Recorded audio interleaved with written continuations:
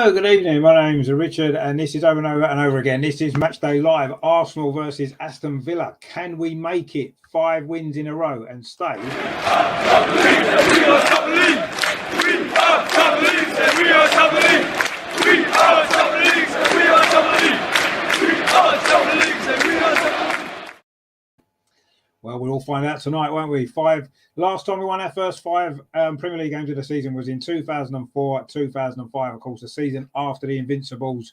We then, I think we drew, didn't we, game number 6? But let's see if we can get that 5 wins in a row to tonight. That would be really good. Aston Villa, of course, as we know, struggling a little bit this season, haven't they? They've not started the season particularly well. Steven Gerrard's under a little bit of pressure, isn't he? It has to be said, this early in the season. They've only got 3 points from their 4 games, 3 defeats as well.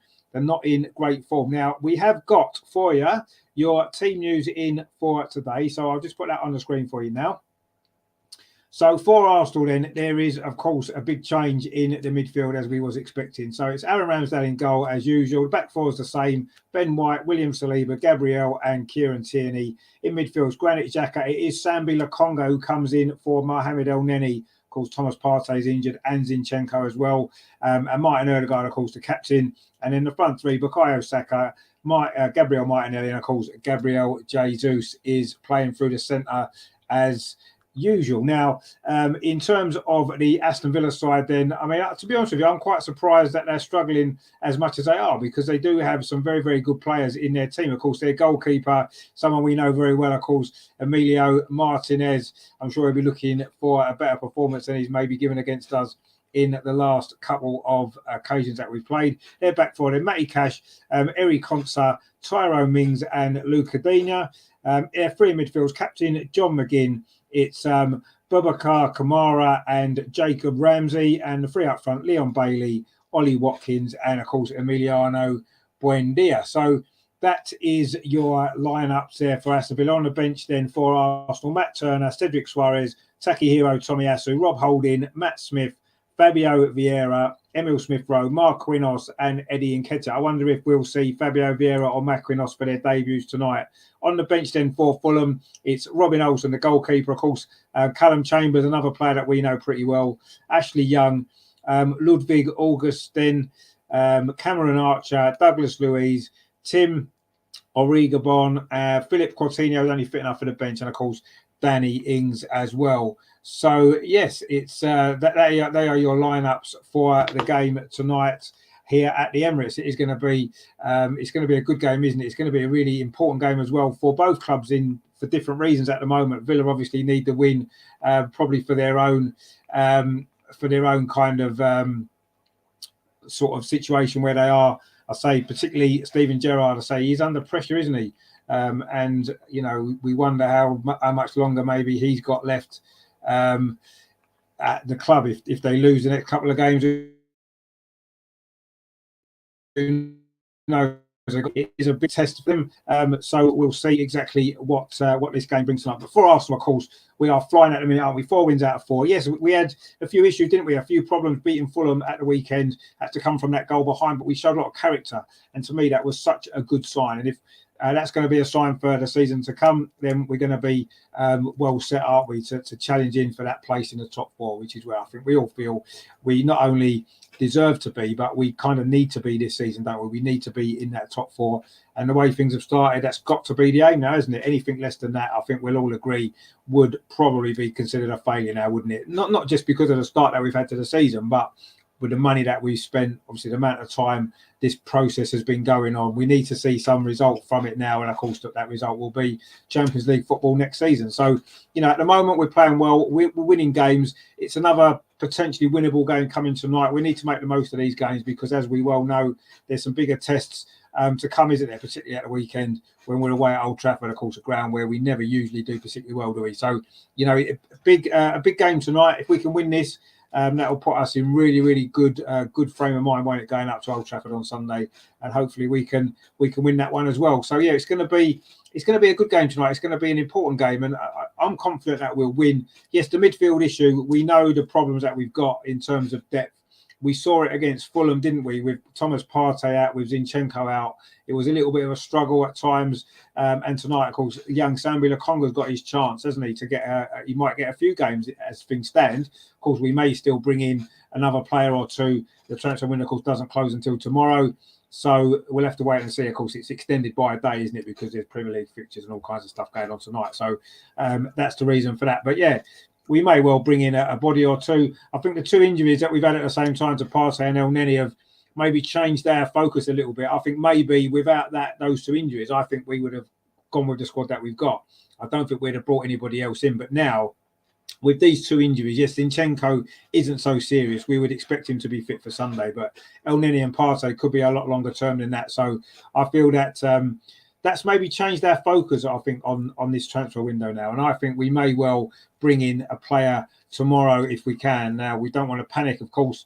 That's not what we want to do. But ultimately, I just think from a depth perspective, we do need at least one more body in midfield, don't we? Sambi Lokonga may well have a good game tonight.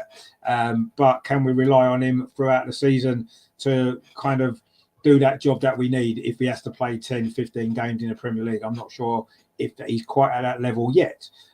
So, yeah, that's something that we maybe we'll look at over. I'm sure Edu and people behind the scenes, Vinay and whoever else is dealing with the transfers will, Richard Garlick, they'll all be on the phone, I'm sure, working something tonight to try to get somebody in. But we'll see. If this is a squad that we have to go with until January, it's not the end of the world, is it? The season is suspended in November anyway. By the time it reopens, we're going to be back towards the January window anyway. So, can we get through the next couple of months with the squad that we've got? Yeah, I think we can. I would like to see another body in midfield with the injuries that we've got now. But ultimately, you can get injuries anytime, can't you? If we'd got these injuries at the weekend instead of this last week, then we wouldn't be able to bring anyone in there, would we? So, that's just the way it is. We've got really in the chat here, mate. Thanks for tuning in. He says, evening, come on, you Gunners, indeed. Come on, you Gunners. I'm not really that bothered about the performance necessarily again. Fulham wasn't a fantastic performance. It was good in spells and not so good in other spells. We made a few mistakes. At the moment, we just need to win the games. Win the games while we're playing well, while we've got this momentum, and while we're playing teams that, let's be honest, we should be beating. No disrespect to Aston Villa, as I said at the start, they've got some very good players in their team, haven't they? Jacob Ramsey's a young player. I really do think he's great. He's a really top player, and I'm excited where his career might go for England as well. So he's obviously going to be a threat as well. Ollie Watkins has scored goals against us before too, didn't he? In this game 2 seasons ago when Aston Villa won 3-0. So he knows how to score against us. We know, obviously, Emilio Buendia, who we were apparently trying to sign before he went to Aston Villa from Norwich a couple of years ago. We know his quality as well. John McGinn's a hard worker in that midfield, isn't he? So, I still think defensively they've got some issues. How happy is Tyrone Mings? He had the captaincy taken off him. I'm sure he's only coming due to an injury to their new signing, wasn't it, that they bought? He's now injured for a while. He's got a serious injury. So suddenly Tyrone Mings is back in the side. But how happy is he?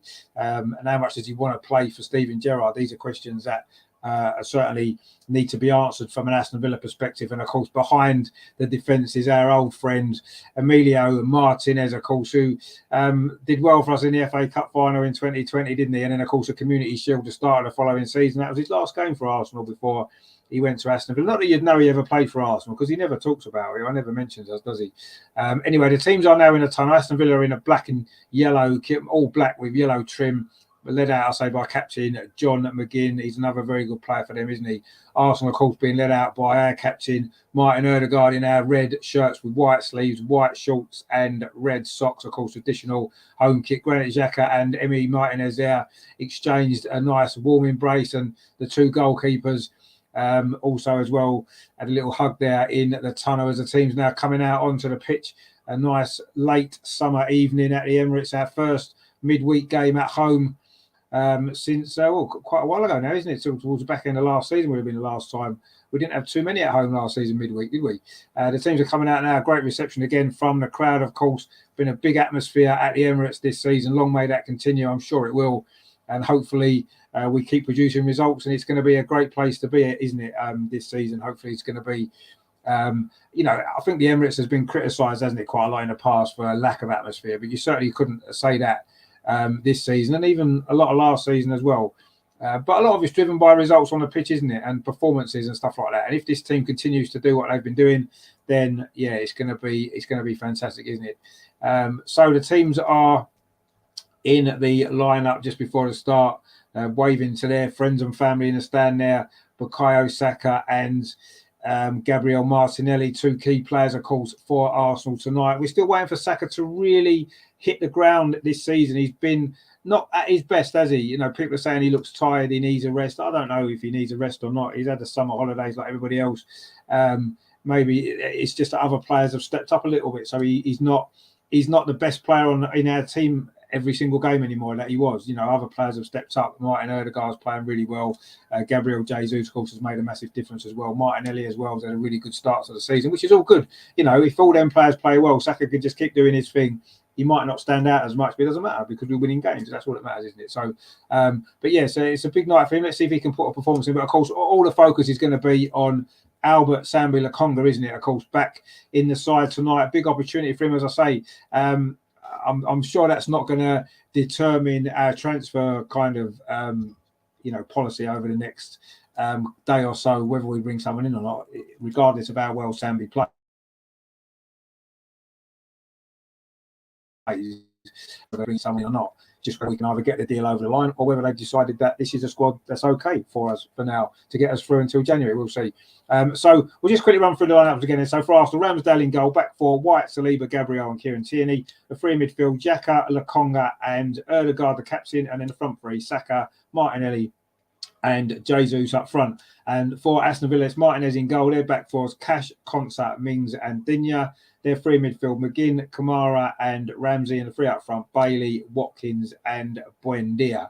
So they are your lineups tonight for this big game. Arsenal just having their pre-match huddle. Jesus and Xhaka seem to be leading things there. Of course, Martin Odegaard isn't in the huddle at the minute because he's doing the centre circle stuff with the referee and John McGinn, of course, of Aston Villa.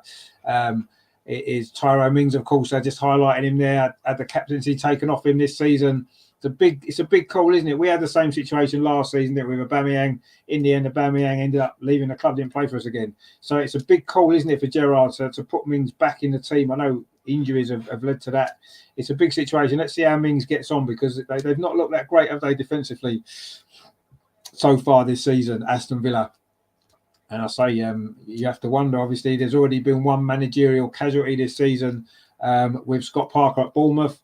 And, Steven Gerrard will be one of the favourites, won't he, as the next one to go. But we'll see what happens. Referee is Robert Jones, who's one of the newer referees in the Premier League, of course.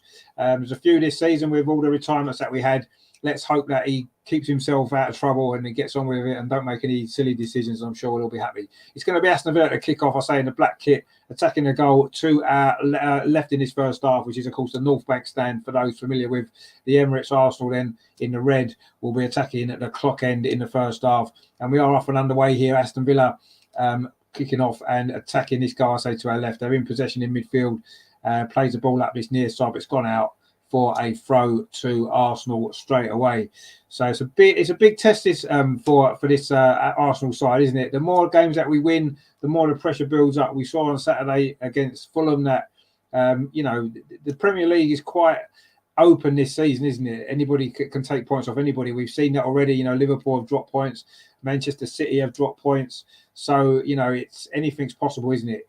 And Arsenal going to have to be really, really switched on to come out of this game with the 3 points. Rajandra's in the chat. How you doing, mate? Good to see you. Not seen you for a while.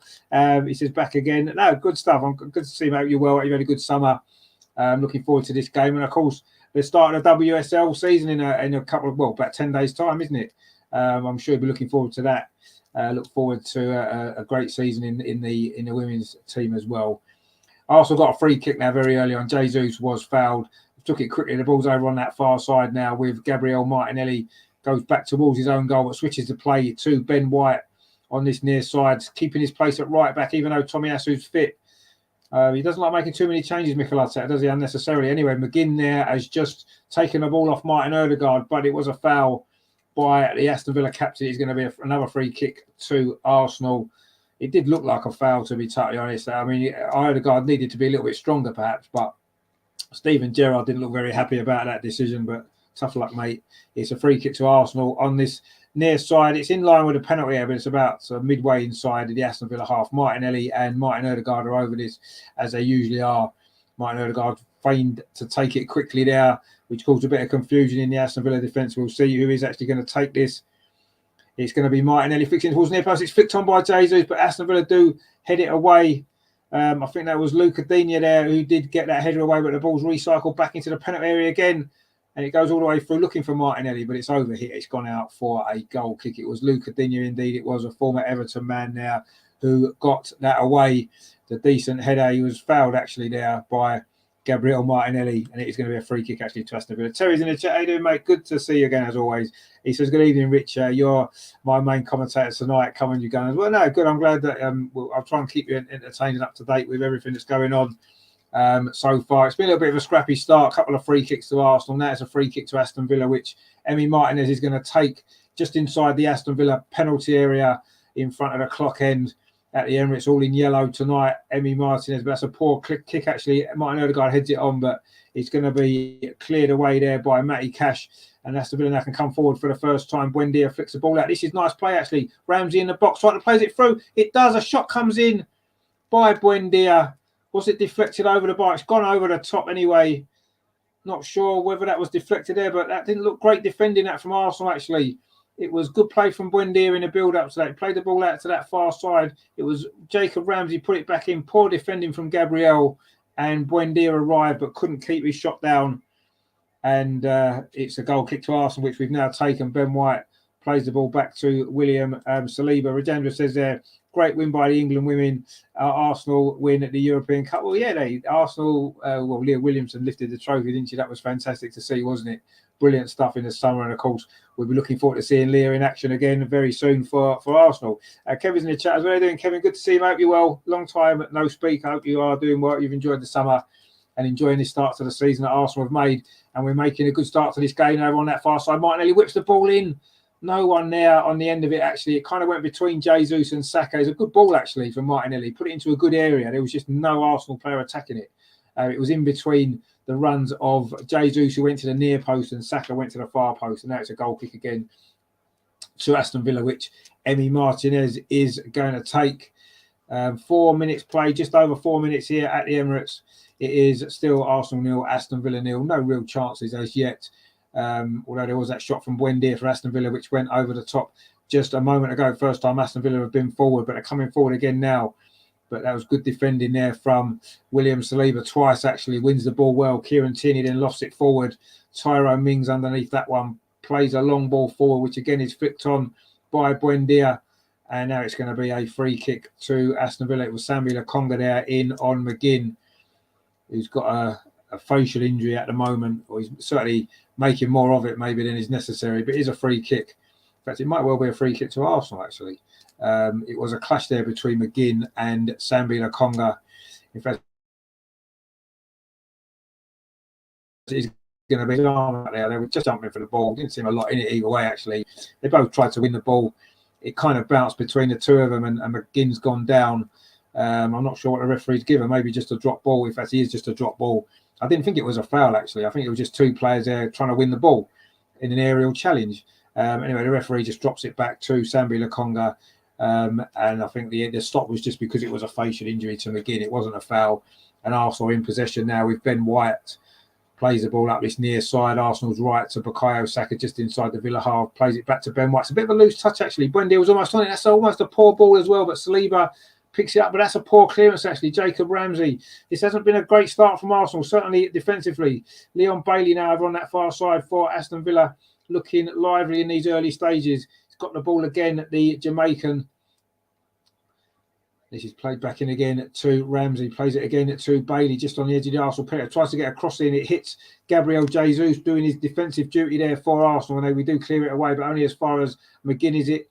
Tries to win that ball off Granit Xhaka. He does well. The Aston Villa captain. And again, Arsenal give the ball away. That was Kieran Tierney. It's lifted into the box there, but it's not a great ball. It's going to run through to Aaron Ramsdale. And he rolls it out to this near side to Ben White. Arsenal looking a little bit shaky, actually. Some of our passing defensively certainly hasn't been particularly great. But now Saka, nice turn from Bukayo Saka. He's got clear down his right-hand side. Saka just inside the Aston Villa penalty area. He's held up there by Tyrone Mings. He goes to the floor under a challenge from Mings. Referee is having none of that at all. Saka's appealing for a penalty, as the Arsenal fans are behind the goal, but we play on. It's actually McGinn now has got a breakaway chance for Aston Villa. That's a good ball. Watkins doing well to hold the ball up there in front of Gabriel, the young English striker, but Gabriel just takes it off him there. Strong defending by the Brazilian. And it's now gone out for a throw. Saka is still complaining to the fourth official there that he thinks he should have had a penalty there. That challenge from Tyrone Mings. He did look as though he got wrestled to the floor. In fact, VAR are checking this. Let's have a look at a replay. Saka is absolutely adamant that he was fouled. He did really well. It was a lovely turn. Got away from two Aston Villa defenders. Burst into that penalty area. And then Tyrone Mings came across. And actually doesn't seem to do a lot wrong, if I'm totally honest. That would be a very, very soft penalty. Has he got his arm around him? Well, yeah, he's got his arm around him. He has got his arm around him, but Saka seems to throw himself to the floor. I don't think that's a penalty. I don't think it's been given either. 7.5 minutes played. Arsenal 0, Aston Villa 0. It is a throw to Arsenal, which Ben White takes. It wasn't enough in that to be a penalty. He did that. Tyrone Mings did have his arm around Saka, but he didn't really force him down. Saka seemed quite happy to go down with the contact. But it's not been given. Arsenal coming forward, though, with Granit Xhaka in midfield. Dinks the ball to this near side, looking for Bukayo Saka again in a challenge with Luca Digne. Those two are going to have a bit of a battle tonight, I feel, in this game. That could be quite decisive, who comes out on top there. But that ball was a little bit too high there for Saka to get under control. It's gone out for a goal kick to Aston Villa. McGinn is complaining to the referee as well about the earlier challenge on him by Sambi Lokonga. Neither team look very happy with the officials at the moment, but Arsenal one possession back high up the pitch. Ben White was fouled there by Buendia, I think it was. Or was it McGinn? McGinn is still not very happy about a few things at the moment, it seems, the Aston Villa captain. But it is going to be a free kick to Arsenal. It was Ben White. It was McGinn, actually, came through the back there, Ben White. Obviously a foul. We've taken a free kick now. Gabriel bringing the ball forward, finds Martinelli over on that far side, right by the touchline. This is a good run from Gabriel Martinelli, gets to the edge of the penalty area. He's held up. That's good defending, actually, there from Jacob Ramsey. He is a very good young player. But Martinelli wins the ball back well and then finds William Saliba. He plays it to Ben White, keeping his place at right back. Ben White, he's been playing pretty well, hasn't he? He finds Bukayo Saka on this near touchline for Arsenal, the right-hand side, midway inside the Aston Villa half. Ben White now goes back again to William Saliba, just inside the centre circle, goes square to Gabriel. Arsenal have had most of the possession in this first half, but the best chance has fallen to Aston Villa. That shot from Buendia, which went harmlessly over the crossbar. But Arsenal haven't really come close to scoring, but we've just won another free kick. Sambi Lokonga there was fouled by Kamara, the Frenchman, in the midfield for Aston Villa tonight. Boubacar Kamara, he did go through the back of Sambi Lokonga there. Can't have too many complaints there. The Aston Villa man. The shot comes in actually from that free kick taken quickly. It was Gabriel Jesus. A good save at his near post from Martinez there. Aston Villa switched off a little bit from the free kick, which was taken quickly by Odegaard. A lovely ball into the box. Great touch from Gabriel Jesus. That's a good save from Martinez. In fact, the free kick was so quick, the cameraman got caught out as well. But almost the lead there for Arsenal. A brilliant effort that was from Gabriel Jesus, looking for his third Arsenal goal. Saka's going to take this corner on the near side for Arsenal, the first corner of this game. We've played just over 10 minutes at the Emirates. It's Bukayo Saka with this corner, going to in-swing it with his left foot in towards the edge of the 6-yard box. Header comes in from Granit Xhaka, back inside the 6-yard box. Aston Villa managed to clear it away. Gabriel was there. Martinelli shot into the ground. Didn't get hold of that at all, but Aston Villa haven't managed to clear it yet. Mings with that clearance, it falls to Granit Xhaka again on the edge of the box. Great play from Xhaka, almost threaded it through there over on that far side, but Arsenal still in possession. Gabriel inside the box, a shot deflected just wide. Gabriel looking for his second goal in consecutive games. Arsenal ramping up the pressure there from that corner. Villa couldn't get the ball out. Granit Xhaka did really well in the build-up to that. Lovely feet he showed there on the edge of the box. Almost threaded the ball through there over on that far side to Gabriel Jesus. It was put back in again by Saliba. Good touch on his chest from Gabriel. Was it deflected? It was. The corner's taken quickly. Saka inside the box, drills a shot. Oh, it hits an Aston Villa defender, Jacob Ramsey. It was. Gabriel, that ball comes back to him. Gabriel again with his right foot this time. And that shot is saved by Emi Martinez. This is great pressure from Arsenal. We've played 11.5 minutes. Villa just can't get the ball clear when we've got set pieces and corners. And it was pinging around the penalty area. And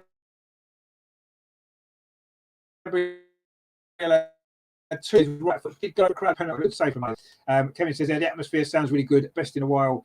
Anything to do with us being top of the league? Well, it's a lot to do with us being top of the league and various other things as well. But the atmosphere has been good this season, and hopefully it will continue. I'm sure as we continue to win games, it will continue, won't it?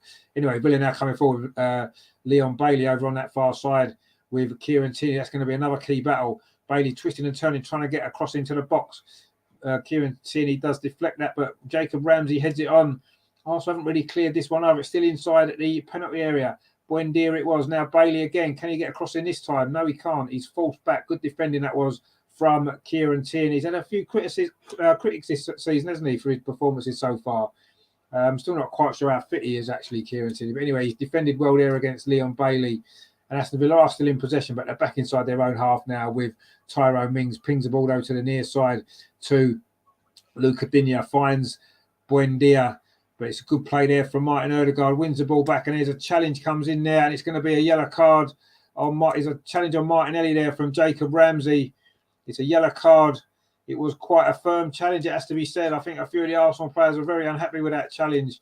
And Martinelli is gone down injured at the moment, it seems. But the ball just ran away from him there. I mean, yeah, he's gone in for the ball. It's a hard tackle there by Ramsey. It is a foul. It's no more than a yellow card. It wasn't over the top of the ball. It wasn't stud showing. I think a yellow card is the right decision there.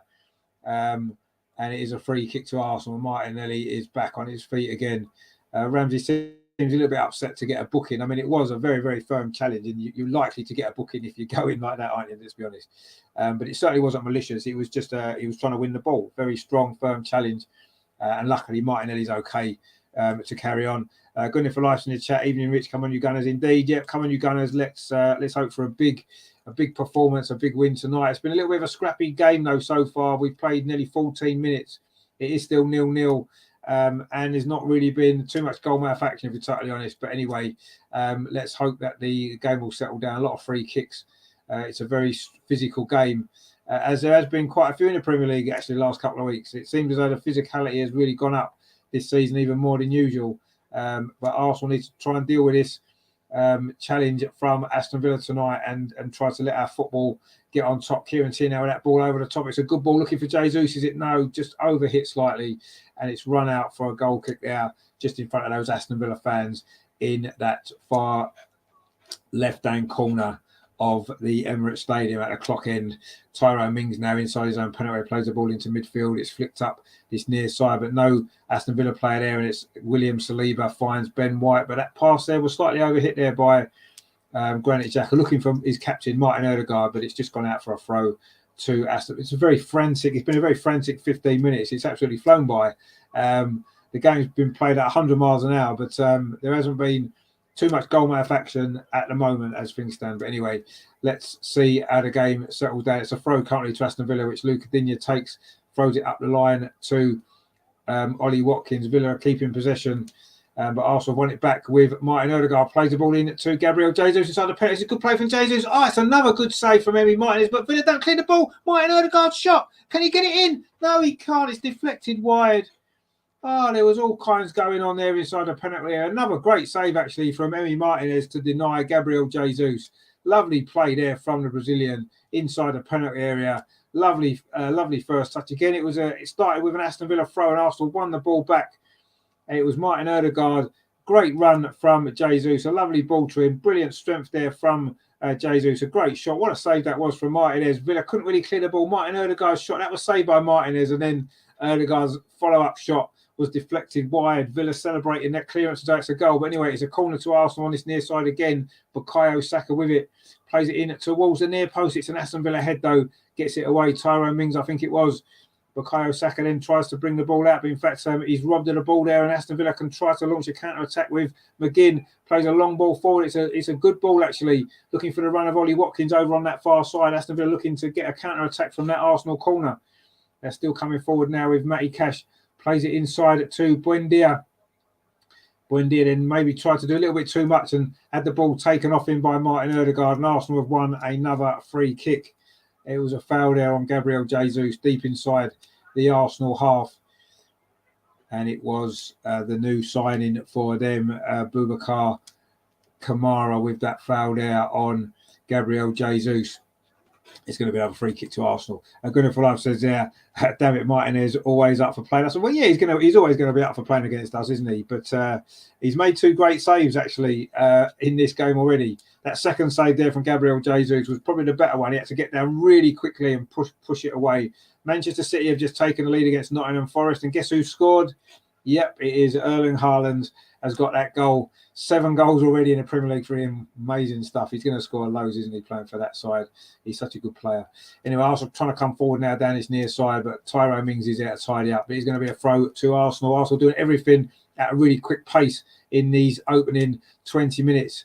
It's Ben White now, leaves it for captain Martin Odegaard, plays it inside to Sambi Lokonga, dinks the ball over to the far side to Granit Xhaka. He's got Kieran Tierney overlapping. Can Kieran Tierney get a cross in? He can towards the edge of the 6-yard box. It's Tyrone Mings again with a header away for Aston Villa. And it is now going to be a goal kick off Gabriel Martinelli. It was good defending actually there from Leon Bailey. Decent ball that was though from Kieran Tierney overlapping. It's what Kieran Tierney does best, isn't it? Gets forward down that left-hand side, whipped a cross in.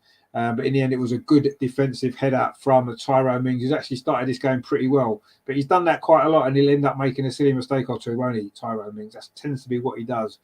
So let's hope that when he does make his mistake, we're going to be ready to pounce and make the most of it. Anyway, it's a goal kick to Aston Villa, which Martinez is going to take. I say 2 big saves from him. Of course, Bernd Leno had a good game against us at the weekend, didn't he? Made a few good saves, although he was probably at fault for that second goal, wasn't he? Anyway, Aston Villa coming forward again over on that far side with the very dangerous Leon Bailey. Now it's with Matty Cash. Villa keeping possession well over on that far side. It's Kamara. He finds Jacob Ramsey. Kamara gets it back again. This is a better spell of possession for Villa. They haven't really had too much time on the ball so far. McGinn pings that ball over to the far side again. That's a good ball, actually. Good take from Matty Cash. Aston Villa now keeping possession. Leon Bailey again. He's got 2 players around him, but he does find Cash again over on that far side in line with the Arsenal penalty area. Now it is Kamara again. It's a good run. Jacob Ramsey, so it's a good run, but he was dispossessed there by by Martinelli. Now Arsenal coming forward on a counter attack. Well, that's a good tackle actually in midfield there by Kamara. Wins the ball back for Arsenal. And Ben White now in possession, but it's been a frantic 20 minutes here, or 19 minutes. Very, very frantic. Everything's being done at 100 miles an hour. There's no time to breathe. And Aston Villa have actually been doing okay so far, but Arsenal have largely been in control of this game. 2 big chances for Gabriel Jesus, 2 big saves from Emi Martinez. Arsenal coming forward again. Granit Xhaka pings the ball to this near side to Martin Odegaard. Finds Ben White. He's got Saka outside him, but he goes back instead to Martin Odegaard. Now to Sambi Lokonga. Dinks the ball over the top. That's a good ball for Ben White. It's almost a good first touch there, but Digne was in. But Martin Odegaard's picked up that loose ball. Sambi Lokonga again. Plays it square to Kieran Tierney, and that's gone straight out for a throw. Put under a bit of pressure there, Kieran Tierney, and it's gone out there. It's going to be a throw to Aston Villa deep inside their own half over on that far side. There, right. Kevin Cheney says, "Green for life." I was thinking the same thing. Our ex-keepers always play well against us. Yeah, and our ex-players do as well, don't they? We've seen how many times and our ex-Arsenal players come back to haunt us. And yeah, the goalkeepers tend to play well. What do I say? Burton, I was at fault for that winning goal, I thought, at the weekend. He should have been stronger, shouldn't he, at that near post. But luckily for us, he wasn't, and we got the goal. And Arsenal now taking a throw quickly over on that far side. Gabriel Jesus twisting and turning, trying to win a corner. But Tyrone Mings actually defends well again. But that long ball, there's no Aston Villa player there. Saliba can pick it up now. He finds Ben White, gets it back again. William Saliba finds Ben White again. This is good play from Arsenal. We're really putting the pressure on Aston Villa. We're closing them down quickly. We're winning the ball back high up the pitch. But so far, we've not managed to make that breakthrough. Just those 2 opportunities for Gabriel Jesus, which has led to a couple of decent saves from Martinez, it has to be said. Ben White now up this near side to Martin Odegaard. Bukayo Saka comes in off that right-hand side. He's forced back, though, by Tyrone Mings. But he does find Sambi Lokonga, plays it into Odegaard. This is good play from Arsenal. Xhaka, again, he's got Kieran Tierney outside and plays it inside to Martin Odegaard inside the penalty area. Can he get a crossing? No, he can't. He's held up there, actually. Well played by Kamara for Aston Villa, but it is a throw to Arsenal over on that far side. Gabriel Jesus keeps it in, does he? The linesman says no, it's gone out of play. It will be a goal kick. Arsenal doing everything quickly there, maybe a little bit too quickly. That throw there for Martin Odegaard just overhit it slightly, and Gabriel Jesus couldn't quite keep it in. A 21.5 minutes, so we're pretty much halfway through this first half. It's been a fast and frantic opening spell in this game. Arsenal have been the better side. Villa have looked reasonably dangerous on the counter-attack so far. They've had one or two half chances, but if it wasn't for two good saves from Emi Martinez, Arsenal would be in front already. So another fast start for Arsenal, but we haven't got the goal that we've deserved. Ramsdale there with that long clearance up this near side, looking for Bukayo Saka. It was good defending though by Luca Digne for Aston Villa, are coming forward again on this near side. It's now with McGinn looking for a long ball, instead plays it forward for the runner of Buendia, but it runs away from him. Saliba's there to tidy up, and Arsenal now can launch a counter-attack of their own. Martin Odegaard plays the ball square to Granit Xhaka. He's done really well. Granit Xhaka shows good strength. He's got Martinelli outside him. Martinelli inside the penalty, plays it across the box. Saka's going to score. Is he? No, he's missed. Oh, it was an open goal. Difficult chance. It was coming at him. It was coming at him really quickly. The angle was quite tight.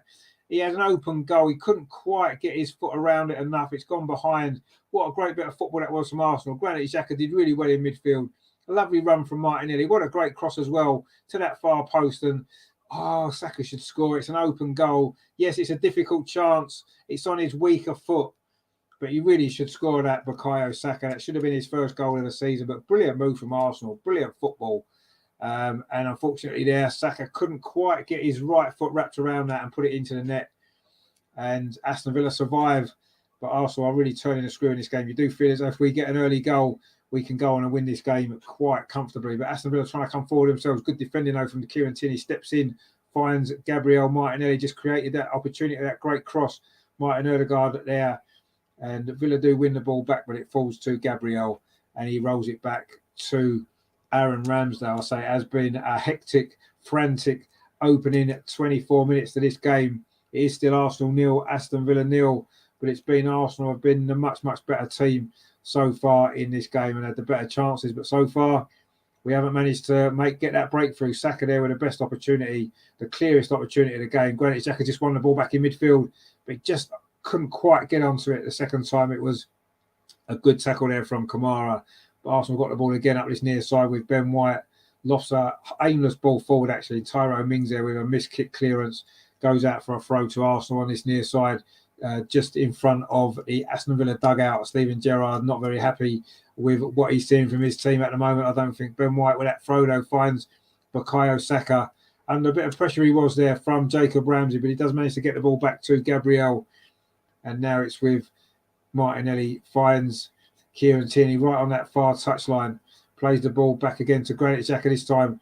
Good play from Kieran Tierney and Xhaka linking up well, but it's gone out for a throw to Arsenal in front of the West Stand over on that far side. Gabriel Jesus said try to turn away from Kamara. Arsenal do win the ball back. It's now with Martinelli just on the edge of the penalty area. Gabriel Martinelli plays it to Martin Odegaard. Is he going to try a shot from 25 yards? No, he's not. He goes outside instead to Kieran Tierney with the cross. Granit Xhaka over the cross. It's deflected safely into the arms of Martinez, and another Arsenal attack comes to nothing. It's now 2-0 to Man City against Nottingham Forest, and again it's Haaland. 8 goals in the Premier League already in what will be just the 5th game of the season. What an unbelievable goal scoring record he's got. Aston Villa now coming forward themselves. Ollie Watkins has got the wrong side of William Saliba, gets the ball towards the edge of the box. It wasn't a great ball. That's looking for Leon Bailey. Martinelli was in there to take it off him. A little bit slack defensively that was from Arsenal initially there. Almost presented an opportunity to Aston Villa, but they lacked the conviction really to think they was going to score. Guno for Life says what's going on with Saka? Everyone seems to have up their game this season. He looks burnt out. He's been carrying us for nearly 18 months. He needs a rest. We need to give Mark Quinos a chance. I mean, I said this at the very start that I don't think it's so much that Saka's not playing particularly well. I just agree with you. I think other players have stepped up. So instead of everything going through Saka as it has done, or as you said, for 18 months, now we've got a lot more options and a lot more other players have stepped up. And I still think Saka's doing okay. I don't necessarily think he's burnt out. He's a young man playing football and, you know, what he loves to do. So I don't think that's necessarily the issue. I just think now other players have stepped up their game, and then we're not relying on him anymore as much as we were. And he's doing his job in the team, and that's what we want him to do. And hopefully he carries on doing it. I've not got no problem with the way Saka's played, and he's just not sparkled, has he? Like we've seen him before. But I think that's as much down to the fact other players have really stepped up now. Kieran Tierney there with a cross from that far side. It's defended well by Aston Villa, who can now come forward. Matty Cash is getting forward down that far side actually for Villa. Good run this from the Aston Villa right back. He's now been held up. He needs a little bit of help, and he's got it from Emi Buendia. He gets the ball back again. Cash. Gabriel almost got it off him. Not quite. Buendia a shot, but it's straight at Aaron Ramsdale. And Aston Villa again are looking reasonably dangerous on the counter-attack, you have to say. They've had one or two opportunities. Buendia in particular has had a couple of shots now, hasn't he?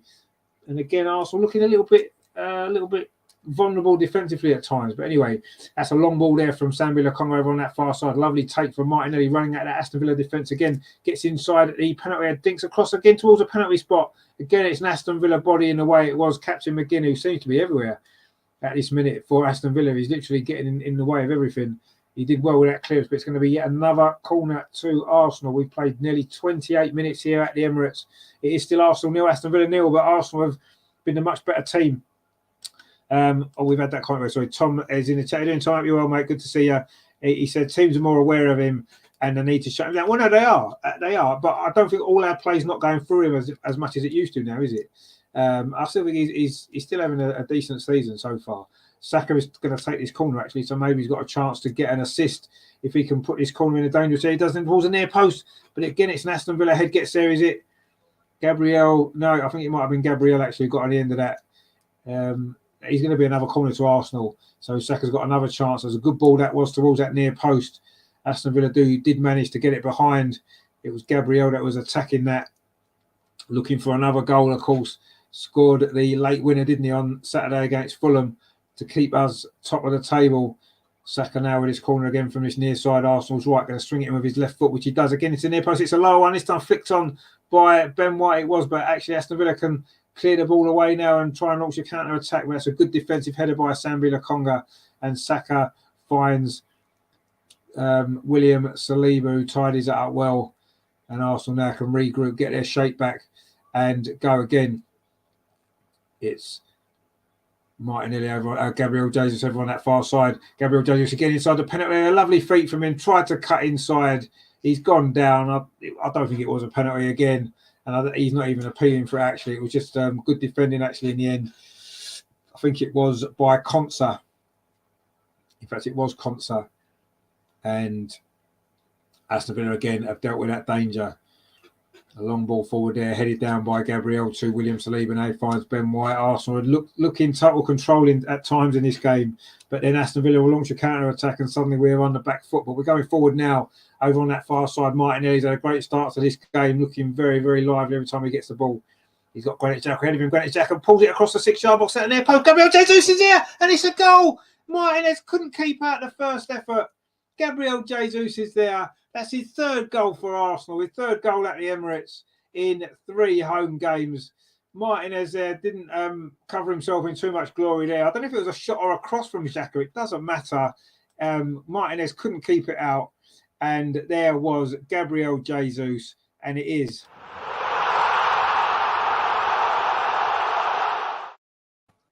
And of course, it's the opportunity to play a song. We couldn't play it the weekend, but we can play it again. It's back again for one night again.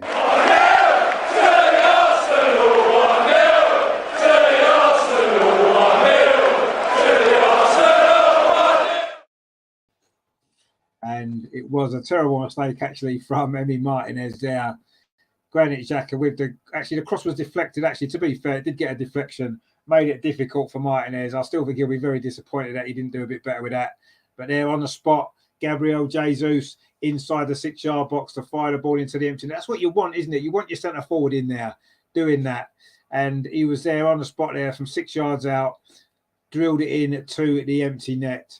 Brilliant, brilliant stuff. Tom says there, yeah, fantastic indeed it is. Guna for Life says, boom, who needs Haaland? We got Jesus. Well, yeah, Haaland scored a few more goals, hasn't he? I wouldn't mind Haaland, to be fair. But James says 1-0 to the Arsenal. Indeed it is. And Tom says there, need to focus and be mindful that they have good quality players that they can punish. And no, you're right. And they've looked reasonably dangerous, haven't they, on the counter-attack on 2 or 3 occasions. But we fully deserved that lead. 30 minutes was the goal. And I say it's been a good 30 minutes from Arsenal playing at high tempo, high pressing. And finally, we've got a breakthrough and a very, very nice finish. That's what you want, isn't it? You want your centre forward in the 6-yard box, finishing things off. We've not had that, have we, for a while? We haven't had a poacher like that.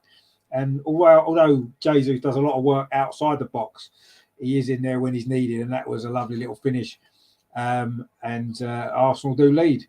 And I say fully deserved as well. The ball's now back with Aaron Ramsdale. He plays it out to Granit Xhaka just inside the Arsenal half, plays it out to that far side to Samuel Conge, goes up the line to Kieran Tierney, plays it inside to Jesus. That's a lovely ball. Tried to thread it on to Gabriel Martinelli, but it's forced back to the goalkeeper there from Iri Konsa. Lovely play again from Arsenal, but in fact it was an offside flag up anyway, so that wouldn't have counted anyway. I think it was against Martinelli in the build-up to that attack there. And it's going to be a free kick to Aston Villa. 33 minutes almost on the clock here at the Emirates. Arsenal 1, Aston Villa 0. Gabriel Jesus with the goal again. 3 for him this season. He joins Martin Odegaard, doesn't he, as top scorer with 3 goals in the 5 games that we've played. Kevin says a goal from Saka would be nice tonight just to get him going for the season. Yeah, no, it would. I mean, it would be nice. And he had a big opportunity, didn't he? About 10 minutes ago, he couldn't quite get his right foot wrapped around the ball. Saka's in possession now, actually, and Martin Odegaard just has it taken off him by McGinn, who's probably been Aston Villa's best player. Jacob Ramsey in midfield has played pretty well for them as well. They're certainly not out of this game, Aston Villa, but Arsenal fully deserve to be in front. There's no doubt about that. And you can see maybe Aston Villa are lacking a little bit of confidence from the poor start they've had to the season. But as Kevin rightly says, they've got some really good players. As Tom said there, that can punish us indeed, and they could. But so far, it's been total dominant performance from Arsenal. Samuel Conga in midfield played well, actually. Ben White, that's not a very good ball, though, is it? And in fact, Leon Bailey gets on the end of that, but it does fall to Kieran Tierney, and actually, it's going to actually lead to an Arsenal counter attack. Granit Xhaka plays it out to that far side to Martinelli. He's looking really lively. Gabriel Jesus as well, the goal scorer, twisting and turning on the edge of the box there, looking for a little bit of space. Finds Granit Xhaka. Oh, that was a strange ball, actually, looking for Saka, who's gone back over to the left-hand side now. And it was a strange ball. Didn't really give him a lot of opportunity to keep it under control. It's bounced out. And it's going to be a throw to Aston Villa. Grinning for Life says, a Saka hat-trick would be nice for my dream team points. No, well, if he's in your dream team, brilliant. I think he's in my dream team. I haven't checked it for a while. I certainly haven't got Haaland in. I'm sure everyone else has. I've got Jesus, so I did pick Jesus, so he's obviously got me a goal again.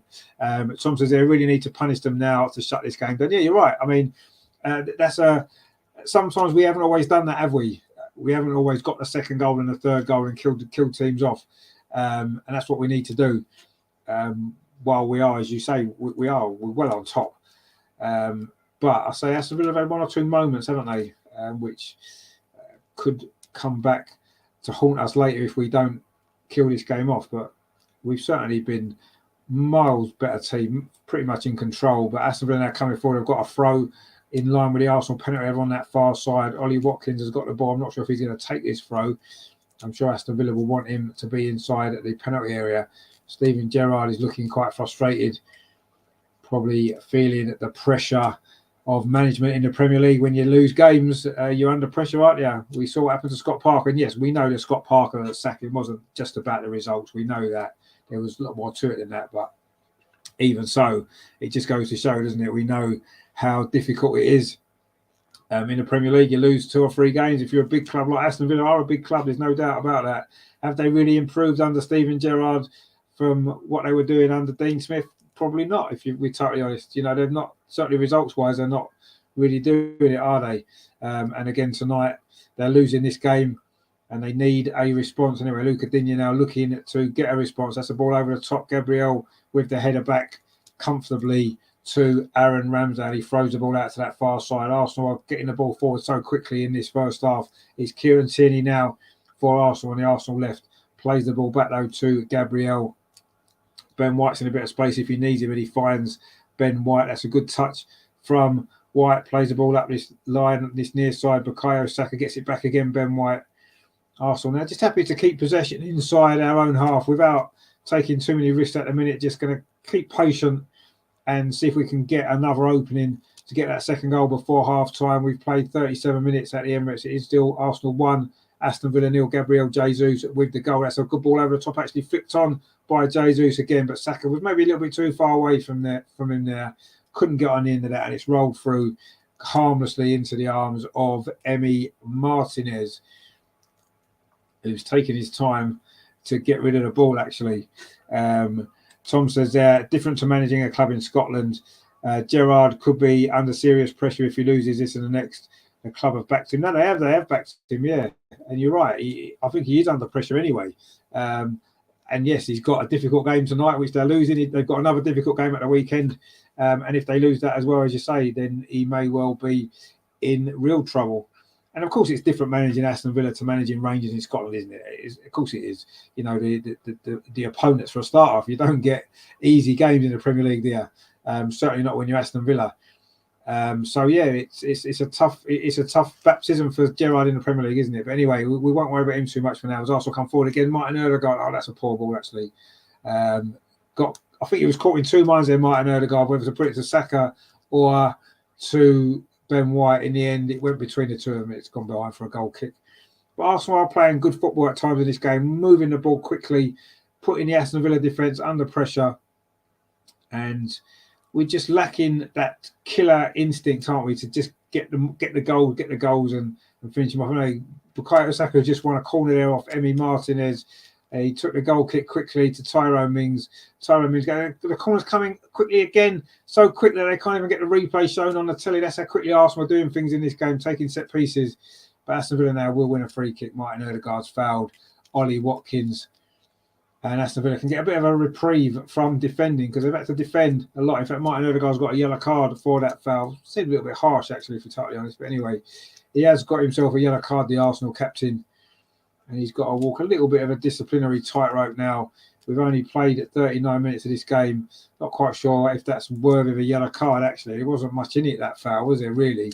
They're just going to show that again. Bukayo Saka put Martinez under pressure and won Arsenal a corner. But anyway, it is a free kick now to Aston Villa. The corner didn't come to anything. And that is Martin Ødegaard's first booking this season. And I thought it was quite a harsh booking, actually, because it didn't seem an awful lot wrong with that challenge. It was a foul, but didn't seem to be much more than a foul. But anyway, Villa now trying to play the ball out from the back with Luca Digne, finds McGinn. Digne again plays it in to McGinn. That's a loose pass, actually. Gabriel Jesus was almost in. Good defending, actually, from Tyrone Mings. Aston Villa causing their own problems there. They've been, and Arsenal again have won the ball high up the pitch. That was Granit Xhaka this time. Every time Villa try to, if they try and take a second on the ball, we take it off them. Samuel Conga there tries to put in Jesus, but again it's Tyrone Mings in the way, and that's a long ball actually looking for Ollie Watkins. It falls instead to Leon Bailey, but Granit Xhaka again winning a ball back in midfield. He's been magnificent this season, and he's had a great game again tonight. Gabriel Martinelli now twisting and turning in the midfield, trying to get the ball out to this near side to Ben White, which he does now. Martin Ødegaard. Saka comes in from that near side, plays the ball in to Gabriel Jesus. He needs a bit of help actually wide. Instead, he cuts back inside Gabriel Jesus, and then he's fouled by Kamara. He's gone down again, Jesus. Is Kamara going to get a yellow card? See, that seems more worthy of a yellow card than Martin Ødegaard's foul just a minute ago, actually. But anyway, I'm not sure if Kamara's getting booked. Gabriel Jesus is being helped to his feet. And it was a foul. See, that's more, to me, that's more of a yellow card than Martin Ødegaard's one just a minute ago. But anyway, what can you say?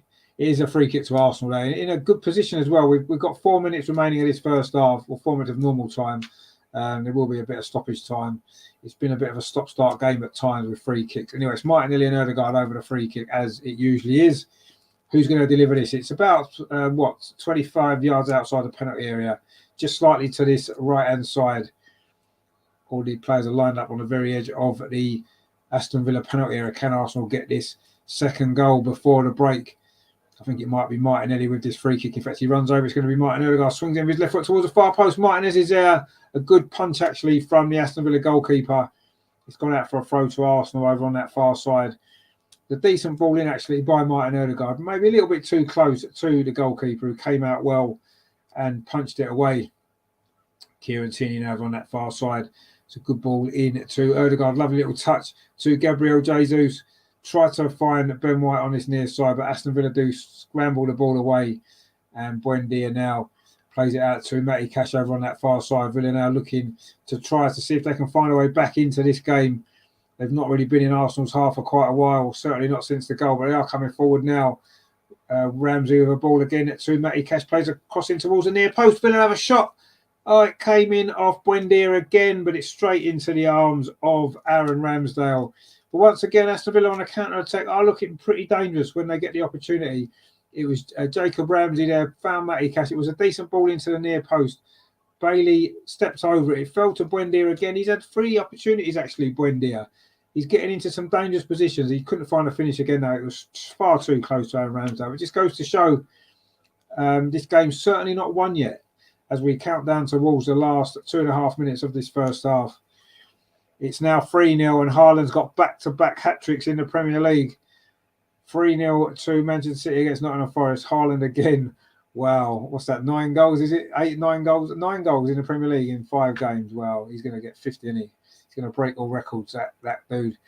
Anyway, also coming forward again. They're looking for the second goal. Kieran Tierney, can he get a crossing over on that far side? He can, but it's going to be headed away.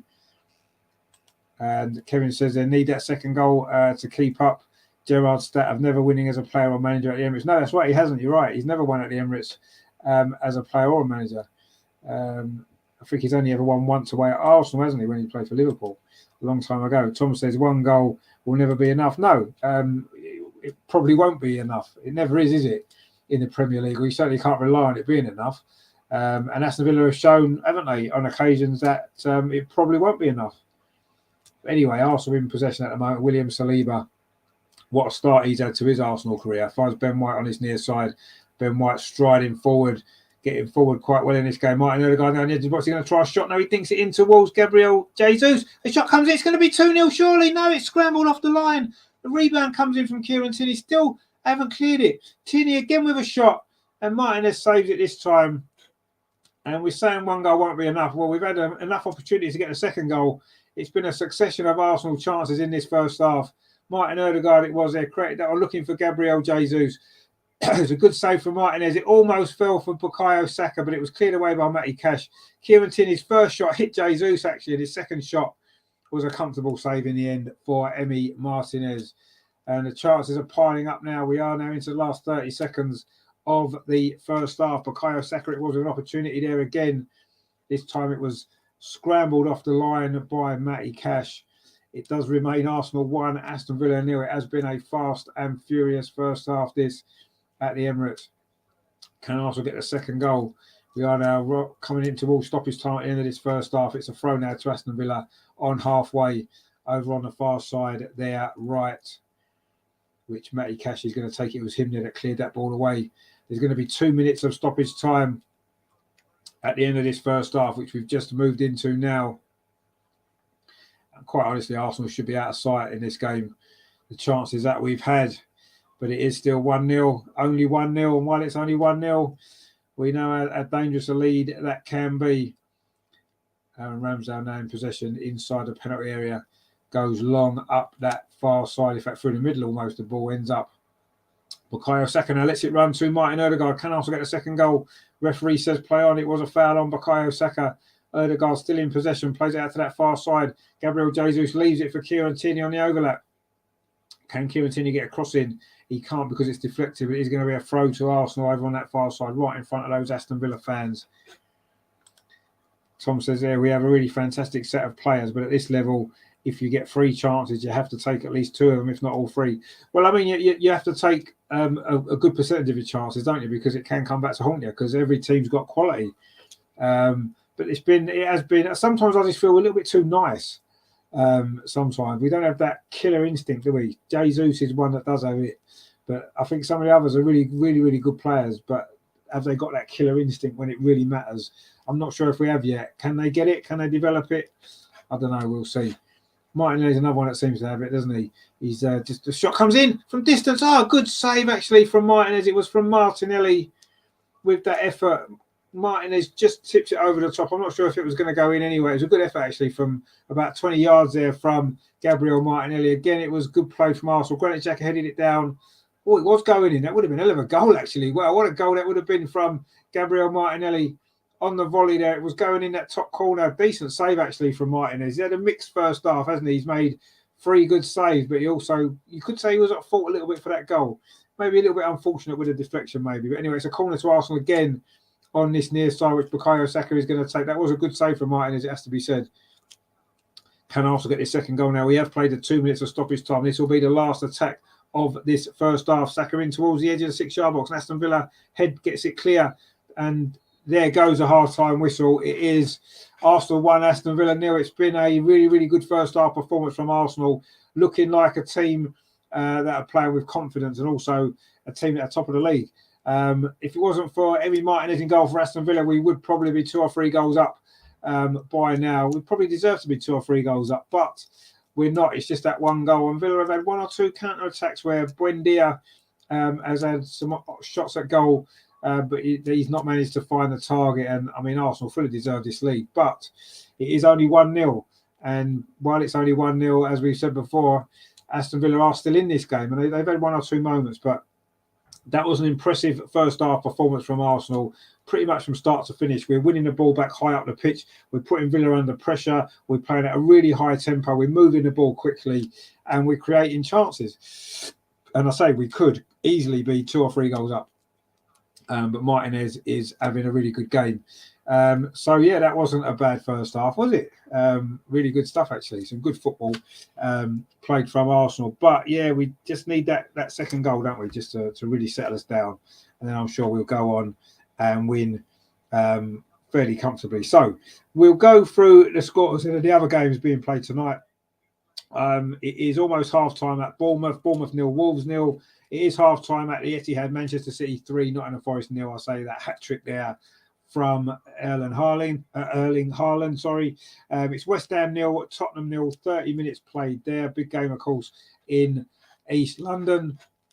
And it's Liverpool 0, Newcastle 0. They've only been playing for less than 20 minutes. That was an 8 o'clock kickoff, of course, at Anfield. So the only goals actually is the Haaland hat-trick and Gabriel Jesus' goal here at the Emirates. They're the only goals so far in the Premier League this evening. So, yeah, but a really good performance that was from Arsenal. Brilliant stuff. And we are still, certainly we will be if it stays like this.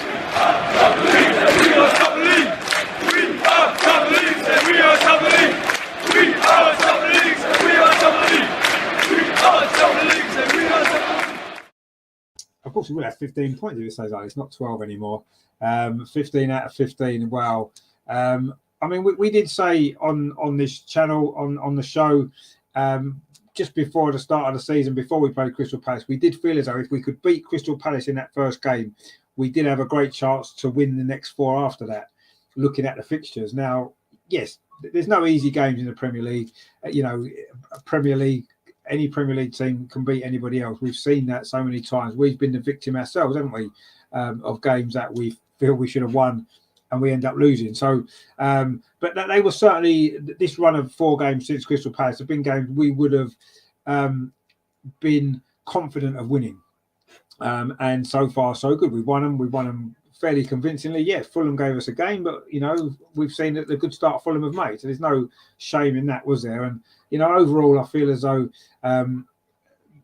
we've done what we've had to do up till now. We've won all the games. We couldn't have done any more. And we're certainly playing well in this game as well. But, you know, we know that coming up now, starting on Sunday, we're going to get a run of tougher games, aren't we? You know, we know that. You know, we've got Manchester United away. That's difficult. And then coming up, of course, a bit later on, we've got Spurs, we've got Liverpool, we've got Manchester City. And even before the World Cup break, we've got Chelsea as well. And these are the games that's going to show exactly where we are, exactly the improvements that we've made on last season. And we all know we need to improve on last season if we're going to get that place in the top 4. So the real big test is still to come. And that's when we'll get to find out a little bit more about this team. But certainly, you know, there's been fantastic signs that we're playing with a lot more pace this season. We're moving the ball a lot quicker, and it's been fantastic. But let's see, you know, let's not get too carried away. We're in top of the league. We're enjoying ourselves. Of course we are. But there's still a long, long way to go. Really says the excellent half of football should be 2 or 3. No, exactly. You're right. We were just saying that there. We should be at least 2 or 3 up. And in fact, if it wasn't for Emi Martinez make some good saves, then we would easily be 2 or 3 up, wouldn't we? And the game would be over and done with. But it isn't. And that's still a slight concern in the back of your mind, isn't it? You know, I say Villa have had 1 or 2 counter-attacks. And, you know, it only takes one bit of quality from them or one mistake from us, as we saw at the weekend, we can concede a goal. And we haven't kept a clean sheet at home, have we, for quite a long time, actually, in the Premier League. In fact, I can't think of the last time. I've got a feeling, and somebody might know, I haven't got the stats in front of me, but I'm pretty sure the last time we kept a clean sheet at home may well have been I know it was the game against Leicester, wasn't it? Which was about, March time? We beat them 2-0 last season. And we haven't kept a clean sheet at home since then. So we know we're likely to concede, especially at home. So we do definitely need a second goal and maybe a third goal as well. Because I say, you know, this game certainly isn't won yet. As well as we've played, it's not over. And I think we just need to make sure that we don't do anything silly. We keep concentrated and we just start putting some of these chances away. And if we do that, it's not going to be a problem, is it? Because we have played some really good football in that first half. I don't want to think too much about it really, but that was a performance in that first half that made us look like a team that's serious in terms of even title contender. I'm not saying we can win the league, but that's the sort of performance that a team that believes they've got a chance of winning the league would produce. It's just lacking those extra goals, isn't it, that we need? And if we can get them in the second half, then this will be the perfect performance. Tom says, if we keep the pressure on and keep taking the ball to them the way we have, they will crack. Yeah, you'd imagine so. But, I mean, for 45 minutes, they've kind of held on just that one goal. But, yeah, you'd assume that they will. But I don't think we're going to be able to play at that tempo for the whole of the second half again. Inevitably, we're going to have a drop-off. Inevitably, we're going to make some substitutions. It interrupts the flow of the play. Can we keep up this level of intensity for 90 minutes? I don't know if we can. I don't know if it's possible. We're not Liverpool. They're the only team that seem to be able to do it for 90 minutes. And even they've struggled this season. So can we do it? I'm not sure if we can. But ultimately, we might not need to, because I still think we've got enough quality there in the team to be able to create the chances, get the goals that we need just to seal this victory, which would be really impressive and fully deserved as well, wouldn't it? Really says there, Saliba has been solid as usual. No, he has. He's been really solid. Yes, Villa haven't put us under massive amount of pressure. Let's not kid ourselves. But he's done everything that he's had to do. He's done his job at the back, which he's done all through the season, hasn't he? He's been brilliant. So he does look a very, very good player, doesn't he? A very good player. And long may it continue. What a start he's had to his Arsenal career. And Jesus as well, isn't it? His third goal tonight as well, already in, what's this, the 5th game, isn't it? So that's not a bad record, is it? 3 goals in 5 games. That's pretty decent. So if he carries on like that, he's going to get 25, isn't he? 25 this season, which would be fantastic. And that's what you need from your centre forward, don't you? You need your centre forward to be getting big numbers of goals like that. And yeah, let's hope that it continues as we carry on through the season. But yeah, it's been a very, very good performance from Arsenal again. Really, really good. Let's hope, I say, we can get those goals in the second half, finish this off, and enjoy being top of the league for a little bit longer.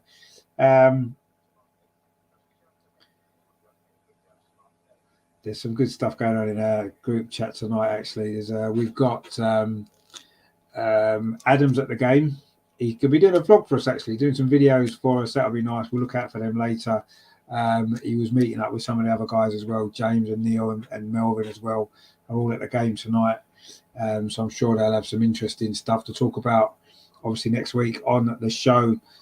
Steve just said there in the chat we should be 3-0 up. Yeah, we should be 3-0 up at least. We know we should be, but unfortunately we're not. And we know how difficult that can make things for us later on in the second half. But we'll see what happens. I'm not too worried actually about not winning this game. I've got to be honest. I think we'll win this game in the end reasonably comfortably. But I would like the second goal just so we can just relax and breathe a little bit easier, which is what we want, isn't it, for the second half? So we'll see what happens. But yeah, I'm it was a great first half, and I'm feeling confident now about the second half. And I say looking forward to hopefully seeing a few more goals, getting the old goal celebration graphic to be used a bit more in the second half is going to be nice, wouldn't it? That would be really good. So, yeah, I mean, at home, we've scored twice in the second half of our 2 previous home games. So, hopefully, we can score twice in the second half of this home game. And that would round it off nicely, wouldn't it? A nice 3-0 victory would be good, wouldn't it? Which is what I predicted, actually, on the show the other night. So, that would be nice to get that right as well. I think I got the Bournemouth one right as well. So, I'm doing pretty well at the minute. But anyway, let's see what happens in the second half. We can't take it for granted, though, can we, that we're definitely going to win? But we shall see. Anything going on Twitter that we need to concern ourselves with? I would assume probably not. Let me just see what's going on. I'm sure the Arsenal fans will be happy anyway, which is a good thing, isn't it? We hate all the negativity that goes on sometimes. Tom's in the chat, he says, we still need a few additions before this window closes. I'd like to see a variation up the top, a big lump of target man who brings something different. Well, yeah, but you see, the issue with that, Tom, is that isn't how Arteta wants to play. So he's not going to buy a player like that because it doesn't fit in with what his system of play, does it? Us as fans, I would love to see a big target man lump a ball forward for a plan B if we need to. But that's not what Arteta wants to do. He said in that documentary, All or Nothing documentary, when we'd lost the game last season, I think it might have been the Southampton game, and they had a team meeting on the Monday. And basically what Arteta said was, we're not going to change anything. We're not going to change what we do. We're just going to do it better. And that to me sums up his whole philosophy is this is how we're going to play. And he's not going to buy a big centre forward because it won't be what he wants. That's not what he wants. And to be honest with you, yes, I think we're a little bit short of cover up front. If Gabriel Jesus was to get injured, especially if he was to be injured for 10, 11 games, I think we would struggle because we'd have to. Eddie Nketiah would be our only real option up there, wouldn't he? I would like to see another striker come in. I do feel as though there's more pressing areas of the team at the moment. The midfield, as we know, with the injuries that we've got, would be my priority. But I'm not necessarily. If the window shuts tomorrow and we haven't bought anybody else, I'm not going to be overly concerned. Yes, we've got a couple of injuries at the minute, but they'll be playing soon. They'll be back soon. El Neni, might be a bit longer, but he doesn't play much usually anyway. I don't think Thomas Partey doesn't seem as though his injury is going to be too bad. Zinchenko might well play Sunday. And I do feel as though we've got a lot stronger squad this season in depth. Yes, if we can get 1 or 2 more in, brilliant. But we're not going to buy a big lump centre forward, are we? We're not, because that's not what Arteta does. He doesn't play like that. So it's pointless in buying a player like that because he wouldn't fit the system. So, and that seems to be the players that we're buying. They've got a certain profile. They play a certain way. They can fit the style. And if we do get anybody in, it's going to be another player like that, isn't it? Gabriel Jesus is the perfect centre forward for a Mikel Arteta team. Exactly, he's perfect for what we need. And all we would need to do is get another player who plays a similar way to him as a backup. We'd probably have in Eddie Nketiah. I mean, he's a slightly different player, Eddie Nketiah, isn't he? But he kind of fits that similar kind of style, doesn't he? I personally would love to see a Olivier Giroud type centre forward as an option. We've been a lot better, haven't we, with set pieces this season, and balls into the box.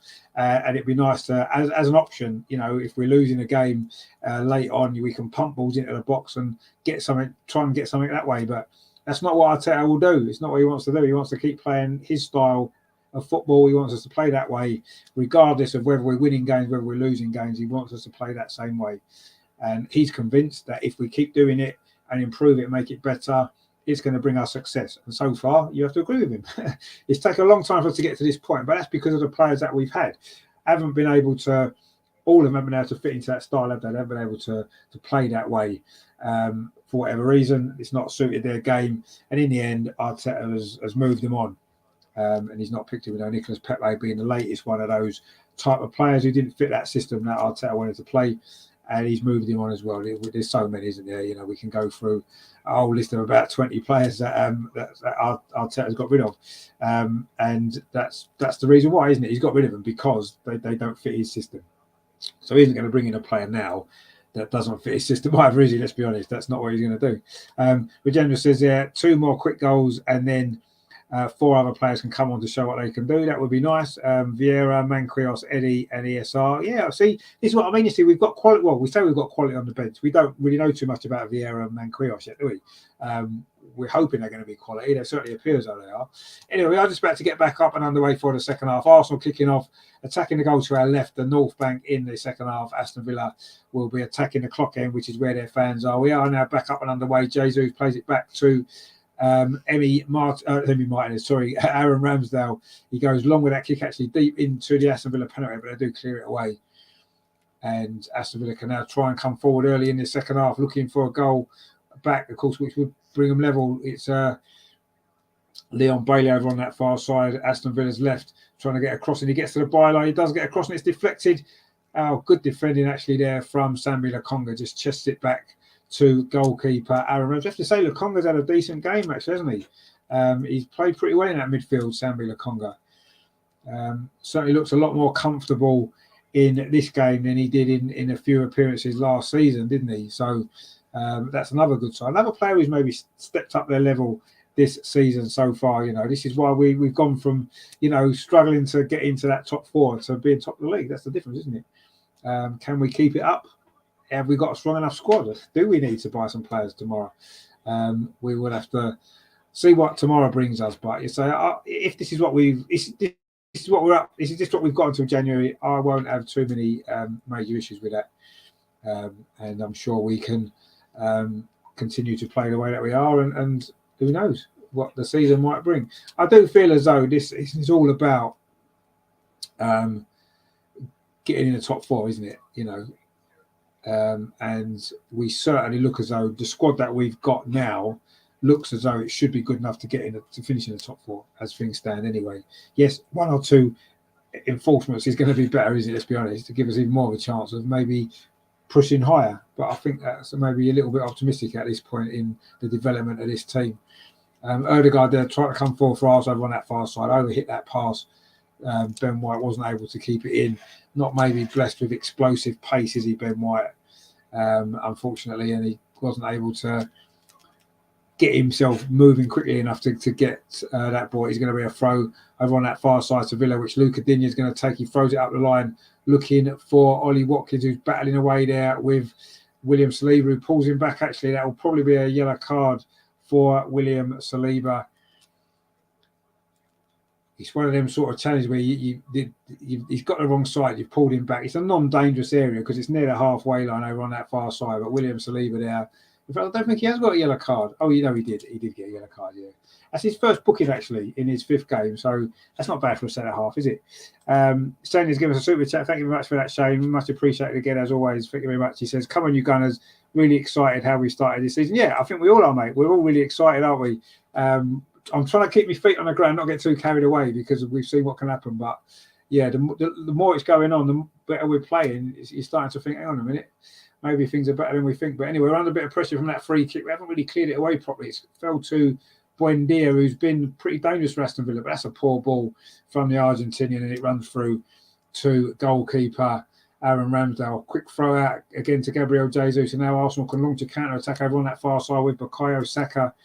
Getting forward, he's got Ben White outside. That's a lovely ball instead. Inside to Gabriel Jesus inside the penalty area. Twisting and turning. Finds Bukayo Saka again. He was put under pressure there from 2 Aston Villa players.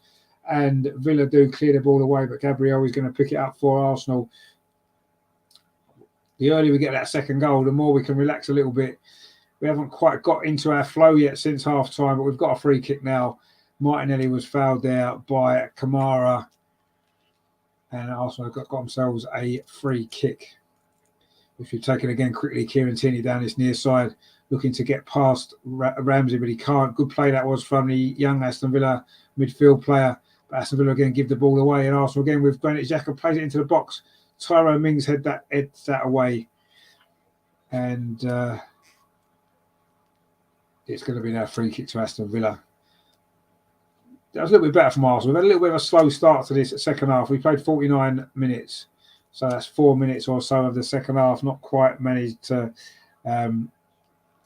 quite get our flow yet. But anyway, there was a free kick there. It was a foul by Granit Xhaka, as it turned out. Tom says there, what a bargain Martinelli was. Indeed, he was. Yes, he's a fantastic player, isn't he? And he was a bargain. Very young man, of course, when we signed him, a teenager. And it's working out pretty well, isn't it? What a fantastic player he is. Anyway, Villa are coming forward now. Matty Cash on this near side. Ball into the box there. Well defended, actually, from Martinelli again. We're just talking about him. What a bargain he is. He did his defensive duties for the team there. Really good block. But Villa are still coming forward. Bailey down his near side, but that's a poor ball looking for Matty Cash. I'm sure the Aston Villa fans will be hoping for some reaction from their team. What Steven Gerrard would have said at half time. But so far, they haven't really done too much better in the second half. Arsenal just haven't quite got going yet. It's a goal kick, which Aaron Ramsdale is going to take. Neil's in the chat, mate. Thanks for watching. He says, I'm here in Mallorca watching you. Brilliant. I hope you're enjoying yourself on holiday. I'm sure it's great weather there for you. Hope you're having a good time. But we're having a good time watching the game at the minute. Martinelli tries to flick the ball into the box to Gabriel Jesus. The two Brazilians there trying to link up again. But Tyrone Mings had played well at the back, actually. I was a little bit wondering how he would play with everything that's gone on behind the scenes with him, this summer. But he certainly had a good game tonight. I thought he's defended well. He's read the game well, and he's defended pretty well. But Arsenal do have a corner on this near side. This is a similar situation from where we scored that winning goal against Fulham. It's going to be Martinelli to take it. Erdegaard's quite close to him, but the referee is now trying to separate a couple of players inside the penalty area. A bit of pushing and shoving going on there between Gabriel Jesus and Luca Digne.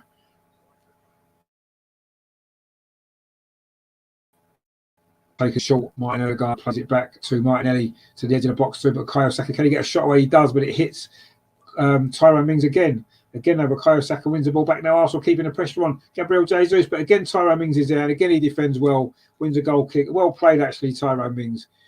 He has had a decent game for Aston Villa. Maybe he's got a point to prove to the manager. He's certainly done well tonight. He defended well twice in a row there, actually, and he just managed to see that out there. Strong defending there to hold off Gabriel Jesus and win a goal kick for Aston Villa, who are now looking to come forward themselves down this near side. Kieran Tierney's there with a header. It's now 4-0 to Nottingham Forest. It isn't Haaland with a goal, actually. It's Cancelo. After 50 minutes, they are 4-0 up Manchester City. They don't mess around, do they? They scored 4 at the weekend, didn't they? They scored 4 against Bournemouth, and they've got another 4 tonight. Well, they, for how well we're playing and how great we're looking and being top of the league and that, you have to say we're in a totally different league, aren't we, to Manchester City. Anyway, Newcastle have taken a lead at Anfield. It is Alexander Isak on his debut with the goal. Wow. It's still the first half there, of course, because they didn't start until 8 o'clock. But Newcastle lead. Isak with the goal. Wow. I mean, Newcastle have started the season really well, haven't they? And if they were to win that game tonight, wow, that throws a few question marks over Liverpool's title challenge, doesn't it? They've already lost, of course, to Manchester United. So another defeat for Liverpool. I mean, it boosts their chance as well, doesn't it? In the top 4, we'll have quite a big lead on Liverpool if it finishes like that. But obviously, there's still a long way to go in that game. They are still in the first half, as we said. But yeah, well played Newcastle, leading at Anfield. Well, anyway, we still need to finish this game off because so far this second half hasn't been anywhere near as good from Arsenal so far. Yes, we've only played, 8 minutes, but we haven't really created another opportunity to get us another goal every. Jesus, so he's working hard, gets past Consa, does really well there. Gabriel Jesus working hard as always, and in fact he's won himself a free kick, and it's going to be a yellow card for the Aston Villa defender. Arsenal taking the free kick quickly, have they? No, they're not allowed to. Referee Rob Jones has pulled it back, and Constance has been given a yellow card there for that foul on Gabriel Jesus. He works so hard, doesn't he, Jesus? He battles for every single ball. He was pulled back there by Consa. A bit of a soft yellow card, actually, maybe. It was a foul. Anyway, it is a yellow card for Ezri Konsa. And it is a free kick to Arsenal in a really good position on the edge of the penalty area. It's about, 5-6 yards outside the penalty area.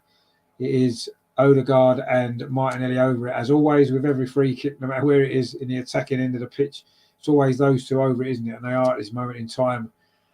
Certainly Odegaard scored free kicks from this distance before. I don't think Martinelli's ever scored a free direct from a free kick, has he? I'm not sure if he has. I can't recall one. I think it is going to be Odegaard to take this. They're both actually striding back as though they're going to take it. Actually, it might well be Martinelli. We'll see. It's a good position this for Arsenal. So it's about 10 yards outside the penalty, just over this left-hand side. 54.5 minutes played. Can Arsenal get the second goal, which would surely seal the victory? You can't see Villa coming back from 2 down. This could be a big moment in this game for Arsenal. The referee is not allowing a free kick to be taken yet. Not quite sure why. Arsenal have got 3 men making a wall, actually. Anyway, he's blown his whistle now. We are about to see this free kick. It's going to be Martin Odegaard. Whips it in. Good save again from Martinez. It's gone behind for a corner. I'm not sure if it was going in or if it was going to drift wide. But anyway, it was a good save again from Martinez. He wouldn't have known that. He got a fingertip to it, pushed it away. Let's have a look. We'll see more from the replay. I think it was curling wide, actually. But anyway, it's going to be a corner to Arsenal. Another save from Martinez. Rajendra says ref has been giving yellow cards to us for pulling us. But no, he has. Yeah, that's true. He did give us 1 or 2, but that was a soft one as well. There's been a few soft yellow cards. Anyway, that corner comes in from Saka, but it's far too close to Martinez, who grabs that. He goes dramatically down to the ground there as he under pressure from Gabriel Jesus. And the referee just has to calm them both down. Tom says there, but for Martinez, we'd be 6-0 up. Well, we'd be at least 3-0 up, wouldn't we? 3 or 4-0 up, perhaps. That save from Martinez and Martinelli in the first half when he tipped it over the bar was a great save, wasn't it? 1 or 2 others. That one there, I think that free kick was drifting wide, I've got to be honest. But anyway, in fact, Martinez grabbed Jesus around the neck there and then went down as though he'd been fouled. Oh dear, I mean, technically you could say that was a penalty, but anyway, that was a bit of fun, wasn't it? Martinez didn't cover himself with much glory there, did he? Anyway, Villa now trying to come forward themselves, but Arsenal again won the ball back strongly, and it's gone out for a throw on this near side. Arsenal doing everything at under mile an hour again now, really trying to put this Villa defence under pressure. But that was a poor ball actually from Odegaard, and McGinn lost a long ball forward over on that far side looking for Ollie Watkins. He's got Saliba on his back. Good defending from Saliba, but Watkins has still got the ball. He's forced back though. Really good play that was there from William Saliba again. But Villa now are keeping possession. It's with Buendia. Pings it to this near side to Matty Cash. Can he get a cross in? He plays it back instead to Buendia. Trying to get away from Kieran Tierney. That's a good cross actually. Good header out though by Gabriel. But it falls to Tyrone Mings. This is Villa's best spell actually. Probably their best spell of the game in terms of keeping possession of the ball. It is now McGinn again, the captain. Plays it back to Konsa. Now Villa just moving the ball around at the back. Tyrone Ming, it's with Kamara. So McGinn again played out to that far side to Luca Digne. I say this is probably Villa's longest spell of possession, and they still keep the ball now on this near side. Goes back to Jacob Ramsey. Did score in this fixture last season, of course, for Aston Villa. It was a late consolation, wasn't it, in the end? The game, because we remember from the documentary that Martinez got the hum about letting in a goal, even though we won quite comfortably. But Villa now coming forward over on that far side. McGinn whips across in towards the 6-yard box, headed out by William Saliba. It comes back to McGinn. He can't keep it in. To Luca Digne. He can't keep it in, and it is going to be a throw to Arsenal right by the corner flag in front of those Villa fans over on that far side. But that was a bit better for Villa, actually. A good spell of possession. They did get a ball into the box, but brilliant defending from William Saliba again. Won the header, and now Ben White's going to take this throw in front of those Villa fans who are trying to lift their team, trying to see if they can lift their team to an equaliser possibly. That would be certainly undeserved, you'd have to say, on the balance of play, but you don't always get what you deserve in football. You have to score goals when you're on top, and that's what Arsenal have got to do. Let's get this second goal, kill this game off. So we haven't had a clean sheet at the Emirates for a while, and I'm sure that's going to be on the back of Aaron Ramsdale's mind, certainly. And I think we need that second goal just to calm everybody down, and then we know that we'll go on and get the 5th victory in a row. You know, it's been that first half was a real statement performance, even though we didn't get the goals. But the second half, it's not been quite as good. I was a little bit concerned it wouldn't be. I did say that at half time, you know, can you keep that intensity up for 90 minutes? We're probably not at that stage yet, are we, to be able to do that? But it shouldn't matter too much if we do get the second goal, and hopefully the second and the third goals and go on and win. But yeah, it's not been quite as fluent as it yet in the second half. We've played, an hour at the Emirates. It is still Arsenal 1, Aston Villa 0. That first half goal from Gabriel Jesus has given Arsenal a fully deserved lead. But while it's 1-0, we've been saying it all night, while it's only 1-0, anything can happen. And it only takes one moment, doesn't it? And Villa can equalise. So we do need to be careful. And they're coming forward themselves now to prove that point almost. It is Leon Best, who's got a lot of pace, hasn't he? Trying to bring Aston Villa forward to try to force them back into this game if they can. It's a good run, actually, from the Jamaican. He's done well up to the edge of the penalty. He plays it across the box. Good defending, though, that was from Martin Ødegaard. Got back well, and now Arsenal can also counter-attack of their own with Jesus just on halfway line. Finds Saka outside him over on that far side. Bukayo Saka goes past one challenge, plays the ball inside to Martin Ødegaard. Is this going to be the moment for Arsenal? Martinelli plays it back to Granit Xhaka. It just runs away from Xhaka, and Villa can get the ball away. But that was a nice counter-attack again from Arsenal. We're playing some really good football in this game at times, you have to say. The intensity maybe dropped a little bit in the second half, but when we've got the ball down and past it, we looking really, really good. And there's a foul there by Jesus over on that far side. It's going to be a free kick to Aston Villa. Right on the far touchline. Steven Gerrard looking concerned. Another defeat for him this season. It's going to spell trouble, isn't it, for him, no doubt.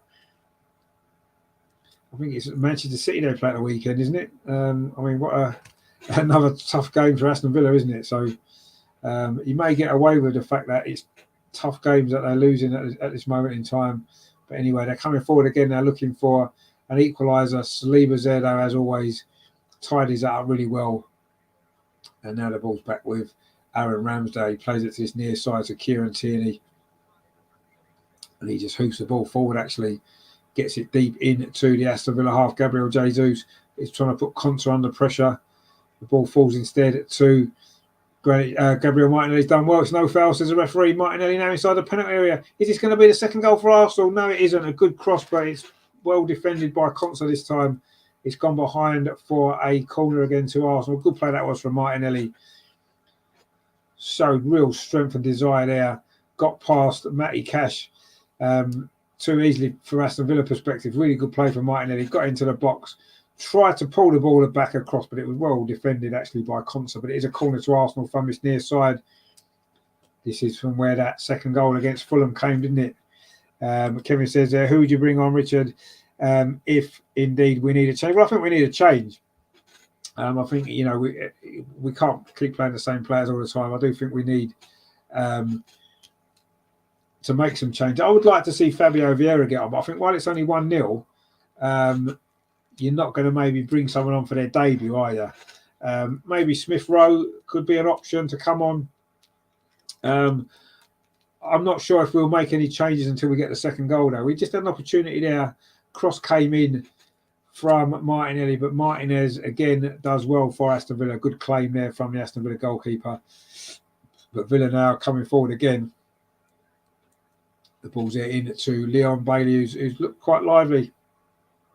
Good feet there, actually, from the Jamaican. Plays it back again to Jacob Ramsey. And now in to Kamara. and then Buendia, McGinn. Villa moved the ball across the pitch quite well, but they're not really putting our defence under too much pressure at this moment in time. Matty Cash now coming forward, finds Ramsey on this near side.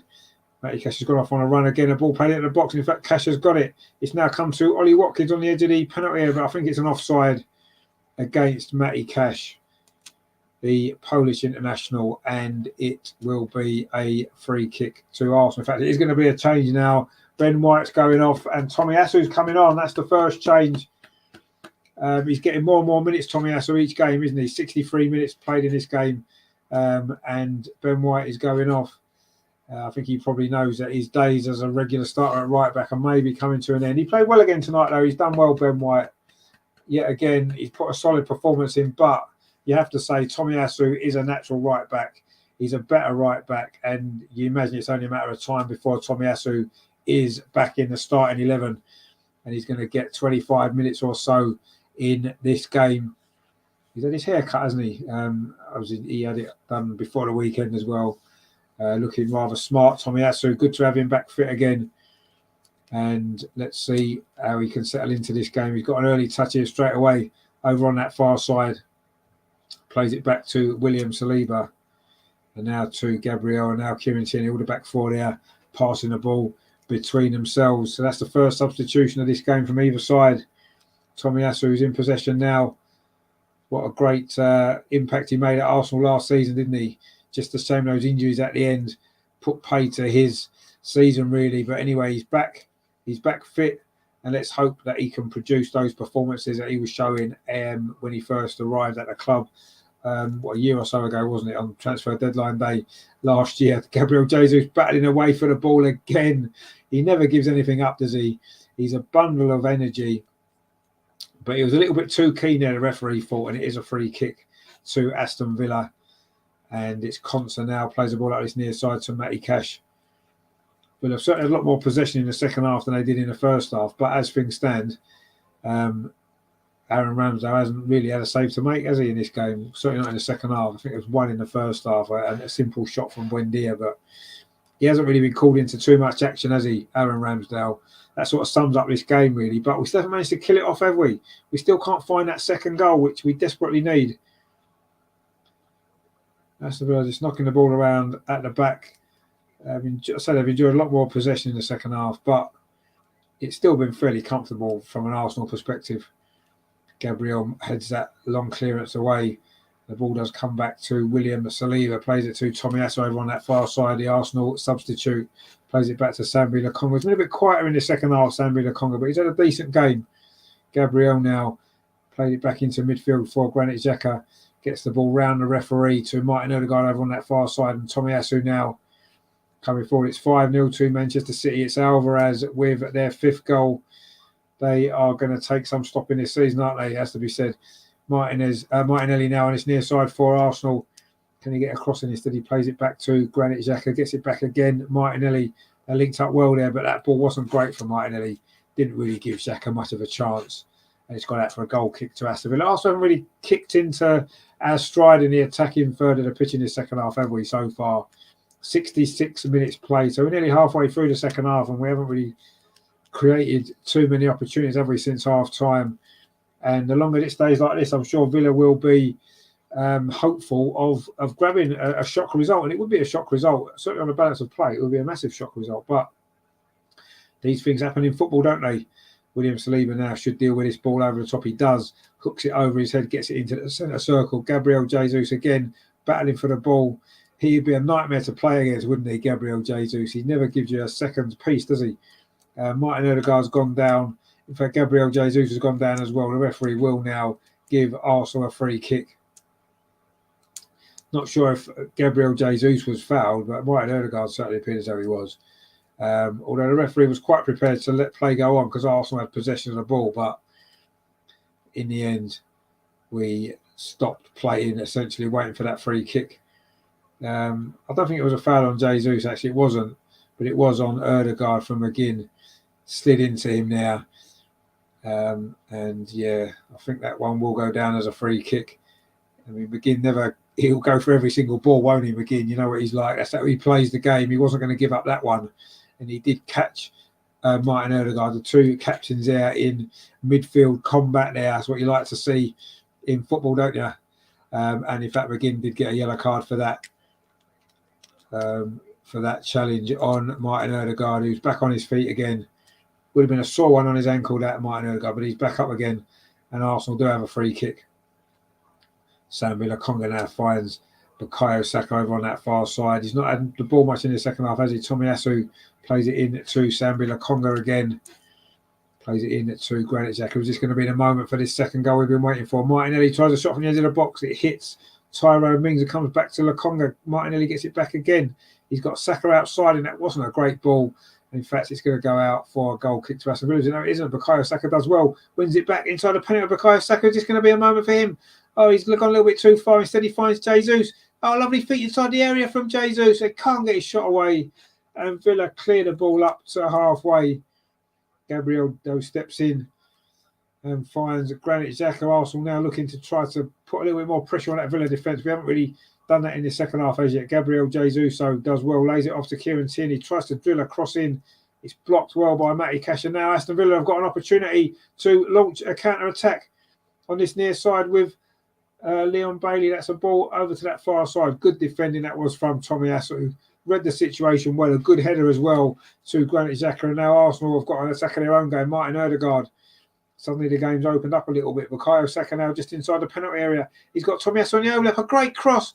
Oh, looking for Martinelli as somehow it bounced back off Tomiyasu. It's gone behind for a goal kick. But that was a great attack there. Great run from Tomiyasu. The cross actually was deflected off Tyrone Mings. It went straight back to Tomiyasu. It's gone behind for a goal kick to Aston Villa. It was a good play there by Bukayo Saka just before that to keep the ball in. And Jesus couldn't quite get his shot away. He showed neat feet inside the area actually before Aston Villa are able to clear the ball away. He's done another good game, hasn't he? Gabriel Jesus. Kevin says there, Tierney crossing tonight is not up to his usual standards. Keeps it in the first defender. He does, yeah. I mean, we said it on the show the other night. He's maybe become a little bit predictable, hasn't he, with how he plays, with his crossing and stuff like that. And maybe Matty Cash has just been able to read him. I'm not sure, but yeah, I agree. His crossing hasn't been great. Tomiyasu now in possession for Arsenal over on that far side. Bukayo Saka runs into a bit of trouble there, actually, and suddenly Villa are coming forward themselves with Ollie Watkins running at that Arsenal defence to Bailey. It's a little bit of space here for Matty Cash just outside the Arsenal penalty on this near side. Nice little step over there. I don't know if that's a shot or a cross, but it's gone harmlessly behind for a goal kick to Arsenal. But yeah, Bukayo Saka ran into a little bit of trouble there. Two Aston Villa players, and they moved the ball quickly to this near side to Matty Cash. He did a nice little step over there, got room for the cross, or was it a shot? Either way, it went harmlessly behind. And we are now into the last 20 minutes. And Aston Villa are making two substitutions now. One is Philip Coutinho, the other is Douglas Luiz. So two changes in midfield for Aston Villa. The ball is still in place, so they won't quite happen yet, but we'll see who's going to go off. But Aston Villa coming forward again, but well played by Kieran Tierney. It's a nice little ball inside to Sambi Lokonga for Arsenal now, looking to get this second goal, which would surely seal the point, seal our place at the top of the table. Bukayo Saka over on that far side goes past one player. In fact, Gabriel Jesus let the ball go where maybe I think Bukayo Saka wanted him to take it on. But anyway, Villa now looking to launch a counter-attack of their own. They're coming forward with Bailey again, just on the edge of the Arsenal penalty. Leon Bailey, can he get a shot away? He does. Oh, Ramsdale touched that over, did he? That's their first shot on target in this second half. It was Leon Bailey with the effort. And he's a danger, isn't he? He's definitely going to be if Villa are going to find a way back into this game, you imagine it's going to be through him. In fact, I don't think Ramsdale did touch that. I think it went out straight over the bar. But it's been given as a corner, even though it wasn't a corner. But anyway, they're going to make their two substitutions now. John McGinn's going to come off. Actually, no, it's Buendia coming off. Sorry. Emi Buendia is coming off. In fact, it is McGinn coming off as well. So Buendia and McGinn are coming off for Douglas Luiz and Philippe Coutinho. So we know the quality that Philippe Coutinho possesses. Is he going to be the man to turn this game for Aston Villa? They've got their first corner actually which Douglas Luiz is actually going to go straight across to take over on that far side, right in front of the Aston Villa fans at the clock end. This is Aston Villa's first corner. Can Arsenal defend this? It's played in low towards the near post. It wasn't a great corner, actually, but Granit Xhaka has just put it behind again for another corner. Tom says there, we desperately need to finish this off. We do. The longer it goes on, the worse it's going to get. Douglas Luiz is going to take this corner again. That was his first touch, that first corner. It wasn't a great one. I'd expect something a little bit better from him this time. Let's see what happens here. We've played 73 and a half minutes. Arsenal 1. Aston Villa 0. It's corner into the near post. Oh, it's gone straight in. Douglas Luiz has scored straight from the corner. That is an incredible moment here. The Aston Villa fans are going mad in that corner. I don't know quite what Ramsdale was doing there. He's now speaking to the referee. That is an absolute disaster, that from Arsenal's perspective. Out of almost nothing, it's a corner there from that far side. Their first corner, in fact, it turned out to be the second corner because the first one was put behind again. Is it going to be a foul, given as a foul on the goalkeeper there? If anything, Ramsdale's fouling the Aston Villa player. I don't think that is a foul. It's Ollie Watkins in front of Ramsdale. But the ball's gone straight in from the corner. If anything, Ramsdale's fouling the Aston Villa player. The goal's been given, yeah, it's been given. I didn't think there was anything wrong with it, I've got to be honest. Tom says there, this is when you regret not finishing the chances. Yeah, but we always said, didn't we, at 1-0, there was always a chance that Villa could get a goal from something. And it's straight in from that corner. That is a soft goal, isn't it? A really, really soft goal to concede. But we did say we were likely to concede a goal because we can't keep clean sheets at the Emirates, can we? We just can't seem to be able to do it. And it's 1-1. Now let's see what this team have got. We responded really well to conceding against Fulham, came back and equalised quickly and then took the lead. We scored very quickly after conceding against Leicester twice. Can we do it again? It is Arsenal 1, Aston Villa 1. It's 15 minutes of normal time to play. And for all Arsenal's dominance, that great first half performance isn't going to come to anything if we do not go on and win this game that we should have won quite comfortably. We've said that. Kevin says, what we need now is calm and keep playing to a higher pace. Yeah, the second half, we've not got that same tempo, have we? And it was always going to be difficult to do that anyway for 90 minutes. And so we're not at that level to do it yet. But we've dropped off and we've been made to pay. Martinelli now, can we find a goal? We do tend to score soon after conceding this season. Can we do it again? Martinelli inside the area, plays it all the way across to Tomiyasu. Oh, I won't quite sit from instead. It's Bukayo Saka. Oh, Bukayo Saka's held it across. Martinelli comes in. Oh, Martinelli scored, and we have scored straight away again. We've done it every single game this season, and we've done it again for the third home game in a row. We've conceded and gone up the other end and scored straight away. Gabriel Martinelli it is. Bukayo Saka's cross. Wow, that was incredible. We were just saying that's what we needed to do, and we have done it. Wow.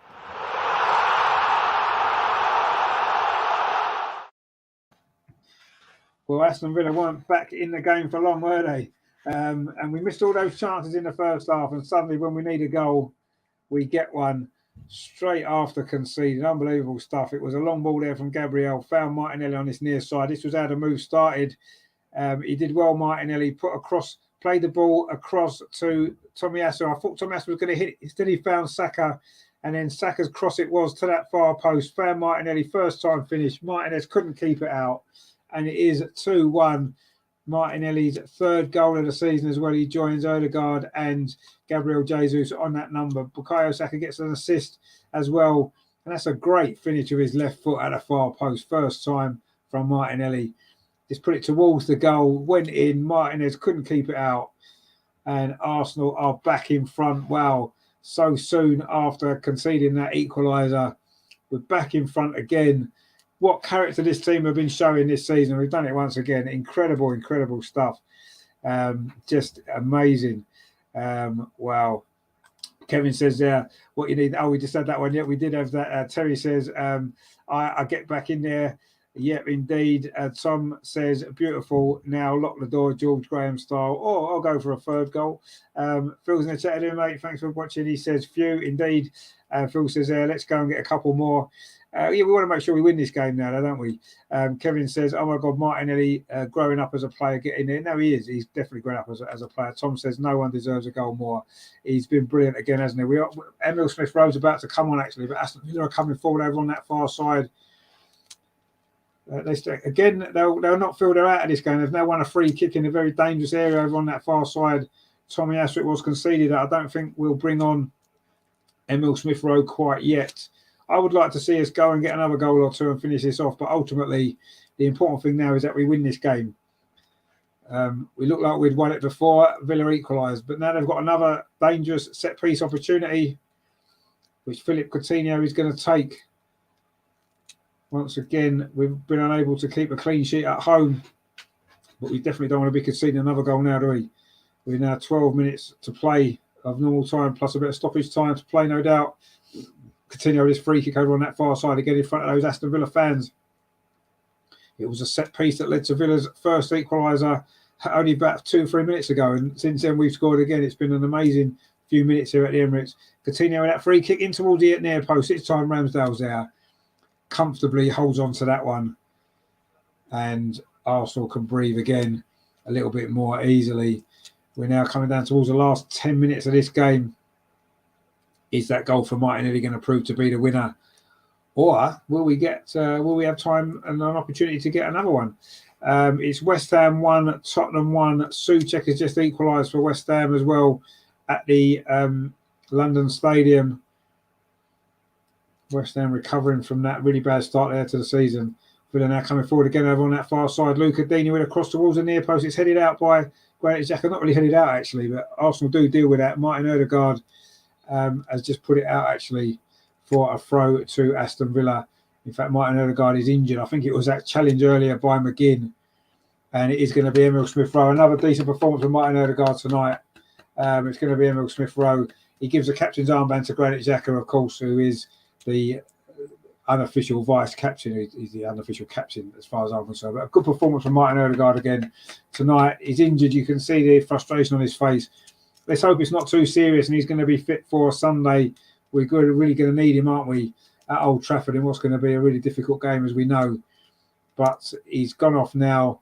I'm assuming it's that ankle, that challenge from McGinn about 10-15 minutes ago. But it is Smith-Rowe to come. He's not a bad replacement, is he? Of course, it was Smith-Rowe that did score the third goal in this fixture last season, which we won 3-1, of course, if you remember. Is he going to get an opportunity to maybe get the third goal again? He scored quite a lot, didn't he, coming off the bench last season, didn't he? He scored quite a number of his goals coming on as a sub, so maybe he can do the same again tonight. Let's see. But it is Emile Smith-Rowe to come on for Martin Odegaard. It is a throw, though, to Aston Villa over on that far side. In fact, Villa do just throw the ball straight out because we had put it out for that injury. So well played, Aston Villa, actually, for that. It was Digne, actually, over on that far side. And it is his ankle. It's his left ankle, Martin Odegaard, that's got the injury there. And, yeah, and now Ramsdale actually has got an injury as well. Looks like a hamstring. That could be a worry as well, couldn't it? Ahead of the big game on Sunday, Ramsdale has gone down. We may well be seeing Matt Turner in the Premier League for the first time, the American goalkeeper. It looks like a hamstring, and it doesn't look good, this, for Aaron Ramsdale. Was it when he just made that last kick? Let's see. Let's hope he's okay, but it's certainly not looking that good at the minute. He's getting some treatment now. Martin Odegaard's got his boot off and his sock off already with that ankle, and now Aaron Ramsdale looks to have some sort of hamstring issue. Steven Gerrard's got all his Aston Villa players in a little huddle in front of the dugouts there. They're all taking a drink and some last-minute instructions. Ramsdale is back on his feet again, and let's hope he's going to be okay to carry on. The injury is mounting up for Arsenal all of a sudden. The transfer window is still open, but we don't really want to be trying to have to buy 5 or 6 players, do we? Anyway, Danny Ings now is about to come on for Aston Villa. for these last 8 minutes of normal time. There's going to be quite a bit of injury time now with all these stoppages that's happened. So Danny Ings is coming on for Aston Villa, and I'm not sure who's gone off actually. It is Kamara that's gone off. Boubacar Kamara has gone off and Danny Ings has gone on. So a midfield player off and a striker on. So Steven Gerrard is certainly going for it, isn't he, in these last few minutes to try to salvage something from this game. Looked as though Villa were going to get a draw for a few minutes, didn't it, until Martinelli steps up with that second goal. Or a mistake there from Sleever on that far side. He's miskicked it. It's going to be a throw to Aston Villa again in front of their supporters over on that far side. Their right-hand side, their left-hand side, sorry. It's going to be a long throw by the look of it. Arsenal need to be switched on here. We definitely don't want to concede a second equaliser this late in the game.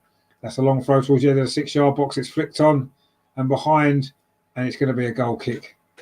It was Conser that was in there trying to get something on that for Villa, but it has gone behind. It's going to be a goal kick, which Aaron Ramsdale is going to take.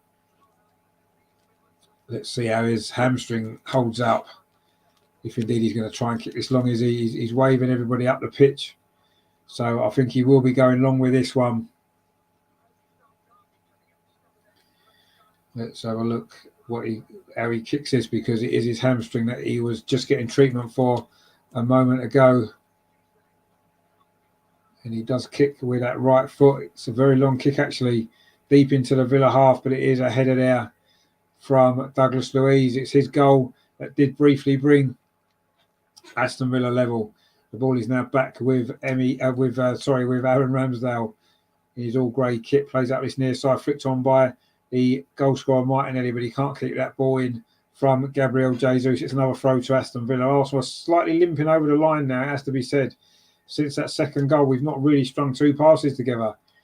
It is going to be a throw to Aston Villa, which Conser is going to take.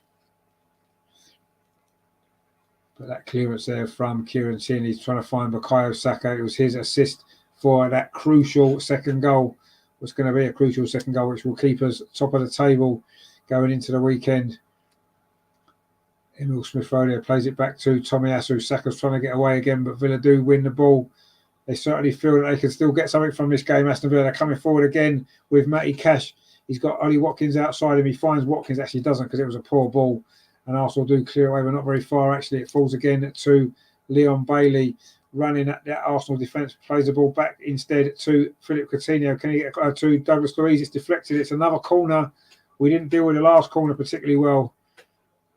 That came off Emil Smith-Rowe. That may well have been his first involvement in this game actually since he came on. He's going to be a corner on this near side now to Aston Villa. They did, of course, score from their last one. Douglas Luiz isn't taking this one. Instead, he's going to go inside the 6-yard box. And it is going to be this corner for Aston Villa on this near side. Let's see what can Arsenal keep this out.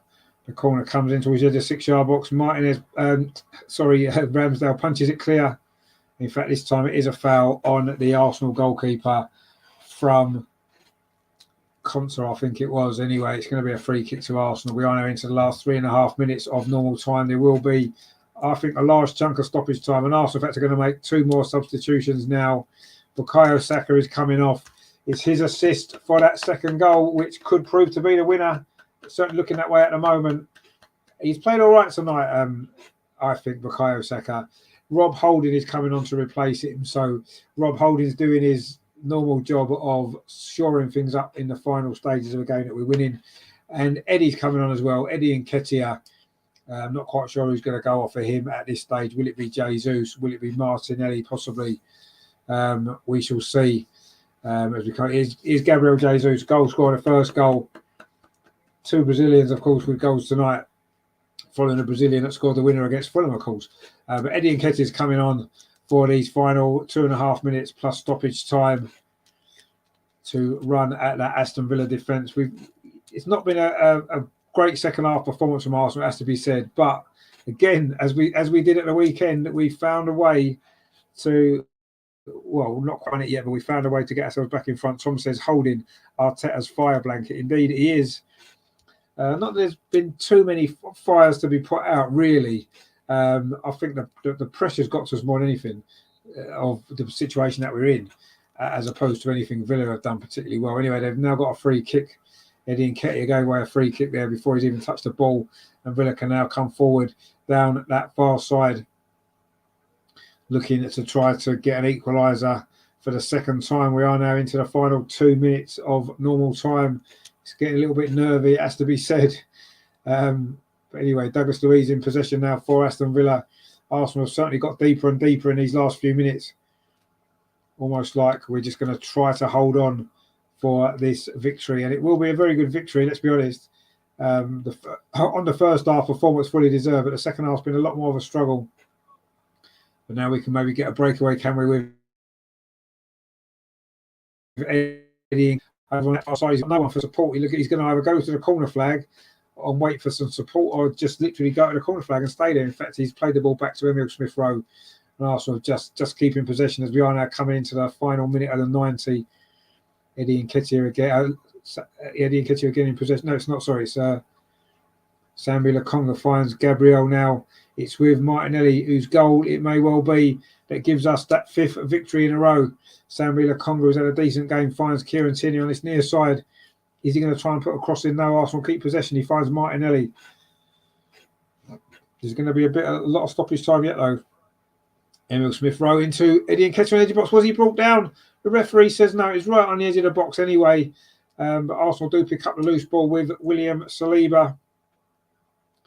Plays it back to Sambi Lokonga, and now Emile Smith-Rowe coming forward, plays it in to Martinelli. Is he going to try a shot from the distance? He does, but he drags it wide, Martinelli. It's going to be a goal kick as we count down to stoppage time. Terry there, a super chat. Thank you very much, Terry. That's really appreciate that, mate. Brilliant stuff. He says, thanks, Rich, for great commentary. Would have missed this game otherwise. Just waiting for my next job. Okay, mate. You're busy boy at the minute, aren't you? It seems to be working every time we're playing and when we got shows on. But good that you're keeping yourself busy anyway. And hopefully you'll be able to watch the game on Sunday in peace with me rather than having to work as well. Anyway, Villa coming forward again. There's going to be 5 minutes of stoppage time, guys. 5 minutes. And we've just gone into that now. It could be a long 5 minutes, this, if we keep sitting this deep. Anyway, Tyrone Mings now in possession for Aston Villa. Over on the far side, they're coming forward again. Aston Villa trying to see if they can get a second equaliser. Good defending that from Tomiyasu. He finds Eddie Nketiah again. He's got no support, really, so he has to play it back to Smith-Rowe and now into Granit Xhaka. Arsenal now just be looking to keep possession when we've got the ball. That's a ball played forward. It's now 6-0 to Man City against Nottingham Forest. Alvarez with his second. This is what we're up against in this league. We're working hard for our victories, and we have to work hard for them at the end of the day. Man City are just ripping teams apart, aren't they? Especially at home. Anyway, we're coming forward again. We've got 4 minutes of stoppage time still to play. Can we hold on to a victory that we do fully deserve if we get it? But it's very nervy now. Probably would have been even more nervy if Martinelli hadn't got that goal so soon after the first goal that we scored. Anyway, Aston Villa coming forward again with Mings, plays it up the far side to Digne. Can he get the ball into the box? He does. In fact, it is into the box. A nice take actually from Coutinho, but great defending again from Tomiyasu. He's had a really good game since he's come on. Great to see him back again. Eddie Nketiah is up on his own. Tomiyasu's gone off on a run. Tomiyasu gets the ball. What's he doing up there? Anyway, Eddie Nketiah's got the ball back again. Now Kieran Tierney finds Martinelli. We've played nearly 2 minutes of stoppage time, so there's going to be just over 3 minutes to play while Arsenal keep possession. That's what we want. We want to keep the ball up there. Tomiyasu is very far forward, actually. The Conga there, ball tried to play it through. Eddie Nketiah thinks he was fouled, but he wasn't. And the ball's going to run through to Emi Martinez, and Villa are going to launch another attack. We are now into the final 3 minutes of stoppage time at the end of this game. It's getting far more nervy than it really ought to be. And Villa coming forward again now. Ball played through to Danny Ings. He hasn't really had a kick yet. And Gabriel there deals with that. And Danny Ings went down. Gabriel's not happy with that. And in fact, is it a corner? Or is it a goal kick? I think it might be a goal kick to Arsenal. That was a heavyweight challenge there. The two players went in together. Danny Ings did go over quite easily. Well, it wasn't a foul. Not quite sure what he's complaining about there, Danny Ings. But anyway, it is Gabriel Jesus has just been awarded player of the match again. It was his goal, of course, that gave us the lead. Energetic performance again from him. There's been a few good performances from Arsenal tonight. Let's hope it's enough to get us over the line. We have now got 2 minutes left of stoppage time. Arteta is directing the traffic from the touchline as he likes to do. It's a long kick there from Ramsdale, but Villa again win it, and Arsenal not really. Sambi Lokonga's clearance goes more up than out on halfway, and Villa now are going to get the ball forward up on that far side.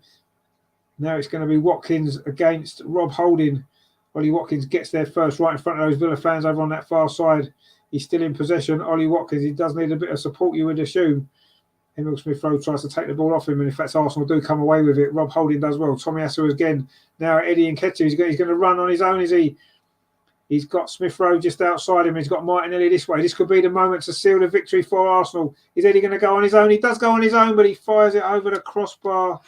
Oh, he had options there as well, Eddie Nketiah, either side. He had Smith-Rowe on the right-hand side. He had Martinelli on the left. He could have used either of them there. We had a player over. He should have given it to Smith-Rowe a little bit earlier in that attack. He held on to it, found some space for a shot, but he's hit it over the top of the crossbar. And if Villa do score an equaliser now in these closing stages, that will be a really big miss. Anyway, they're coming forward again. Good header from Rob Holding. Gets the ball out. Tomiyasu there is held up, and it's a fact of he wins a free kick. Tomiyasu. We are now into the final 40 seconds of stoppage time at the end of this game. Can we hold on for the victory? We've looked very, very nervy in these final few minutes here, but ultimately we look as though we are once again going to get the job done, and we deserve to get the job done. There's no doubt about that. We've been the better team for much of this game. It's just a matter now of seeing out these last few seconds of stoppage time and send us back to the top of the table. The first time we would have won our opening 5 games since 2004, or the 2004-2005 season, towards the end of that 49-game unbeaten run. This run will be 6 games unbeaten, not quite as much as that yet. Referee's looking at his watch. We've played the 5 minutes. It's just a matter of time now. Surely when this throw comes in from Aston Villa. In fact, there it goes. There goes the full-time whistle. We've held on. We've done it. We deserve to win that game, there's no doubt. It was a bit nervy at times. It was a bit of a struggle towards the end, but we showed our quality again. We showed our fighting spirit. And for the 3rd time this season, we've conceded a goal at home and gone straight up the other end and scored very quickly afterwards. It was a bit more nervy than it perhaps needed to have been. It was a bit more nervy than we thought it was going to be for much of that first half, and we played some absolutely fantastic football. But we had to get the job done. We said before, there's no easy game in the Premier League, is there? And any victory is a good victory, and this is a good victory for Arsenal. It's finished here at the Emirates tonight. Arsenal 2, Aston Villa 1. A first half performance of real class and quality from Arsenal, but just that one goal from Gabriel Jesus to show for it. It was a cross from Granit Xhaka, got a deflection. Martinez only pushed the ball out to Gabriel Jesus, who finished from close range. We should have been 3 or 4 up at half time, let's be honest. The second half was never quite as fluent from Arsenal.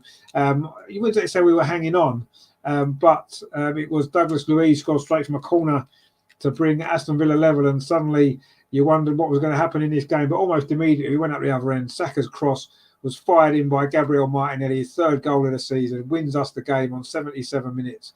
And yes, we hung on a bit at the end, but it doesn't matter. We got the job done. It was a fully deserved victory. There's no doubt about that. We were a much better team for the majority of that game, and we've got the victory. Tom says, well done, Rich. Enjoy. Well, thanks for tuning in, mate. Thanks for your comments as well. Fantastic, as always. We'll have to get you back on the show very soon. I know you've been a bit busy and stuff, but we'll have to get you back on soon. Kevin says, great win, Richard. Let's enjoy these moments. Exactly, yeah. Let's enjoy them, because we don't know how long they're going to last, do we? Let's be honest. But it was a great win tonight. Phil says, I'm glad we aren't regretting all those missed chances. Yeah, that was always the worry, wasn't it? We need to be more clinical on Sunday. Well, I mean, let's be honest.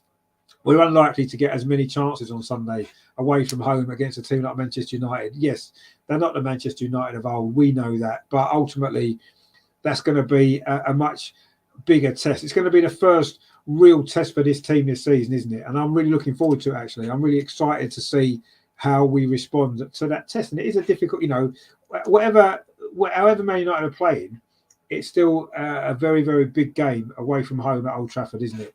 It's been a game in the past that we've often struggled to get a result in, and let's see if this team can show that they've got more about them this season, and we can go away from home to these difficult places and get the victories and get the results that we need. And I'm sure, I'm confident that we can. And yeah, again, we've shown character tonight. We've shown quality in the first half, and we had to battle in the second half and show that spirit to come back and win the game. And I mean, what more can you want really from a team at this moment in time? We're doing everything that we can possibly do. The other games going on, and it's full time. Bournemouth 0, Wolves 0, Man City 6, Nottingham Forest 0. It's still going on at the London Stadium. It's West Ham 1, Tottenham 1 at the moment. Liverpool have equalised against Newcastle as well. It's 1-1 at Anfield. Maybe more points dropped for Liverpool, who knows? And of course, tomorrow night it's Leicester against Manchester United. So we actually get an extra day's rest before we play Manchester United as well, which could prove to be useful. Regenda says, Arsenal, great win, but tough game. Yeah, well, it was a tougher game than it should have been in many ways because we were so much in control in the first half. But yeah, it's tough. They're all tough games, aren't they? Let's be honest. There's never an easy game in the Premier League. Terry says, still top. That's the main thing. Shots to goals is terrible, but wins are wins. Yeah, shots to goals aren't great. I'll agree with you there. But ultimately, we're winning the game still, and we're doing what we need to do to win. Regenda says, Louise went one better from a corner than Martinelli. Yeah, he did. But ultimately, Martinelli got the winning goal, didn't he? So Arsenal then, 5 played, 5 wins, 15 points. Manchester City second, 5 played, 4 wins, 1 draw, 13 points. Tottenham currently third, although their game's still going on tonight. Aston Villa have dropped down to 19th. 1 win and 4 defeats from their 5 games. It's only Leicester below them. And should Leicester beat Man United tomorrow, Villa will go to the bottom of the table. Our days numbered for Steven Gerrard. He was brought in because they were fighting relegation with Dean Smith. Well, what's happened? They're fighting relegation now. Probably in the worse position than they were. So, yeah, troubling times ahead for Steven Gerrard, I think, at Aston Villa. But anyway, that's for other teams to worry about. We don't need to worry about stuff like that anymore, do we? At this moment in time, we are doing everything possible. This team are doing everything that's asked of them. When we've had to respond to adversity, we've been able to do it this season. We're conceding and scoring quickly at the other end, and that's a great thing. Yes, I'd like to see us keeping more clean sheets at home. Away from home, yes, we haven't conceded yet, but the 3 home games, we're conceding too many goals. We've conceded 4 in our 3 home games. That's too many. If we're going to keep this great, it needs to be a fortress at home. The atmosphere is great now. The fans are behind the team. We keep winning the games, but we can't keep conceding the number of goals we're conceding at home because it won't, we won't keep winning games, unfortunately. But at the moment, it's all rosy, isn't it, in the Arsenal garden? 5 wins out of 5. It's been a long time since that's happened, isn't it? 2004, as I say, 18 years ago was the last time we started a season like this. Of course, that season we came second, didn't we, to Chelsea? We did win the FA Cup, though, as compensation. So let's hope that we can. I mean, just winning the FA Cup this season, if we didn't finish top 4, would be disappointing, wouldn't it? But anyway, Tom says hopefully we have good news on the injury front. Yeah, I mean, Erdegaard's the one, isn't he?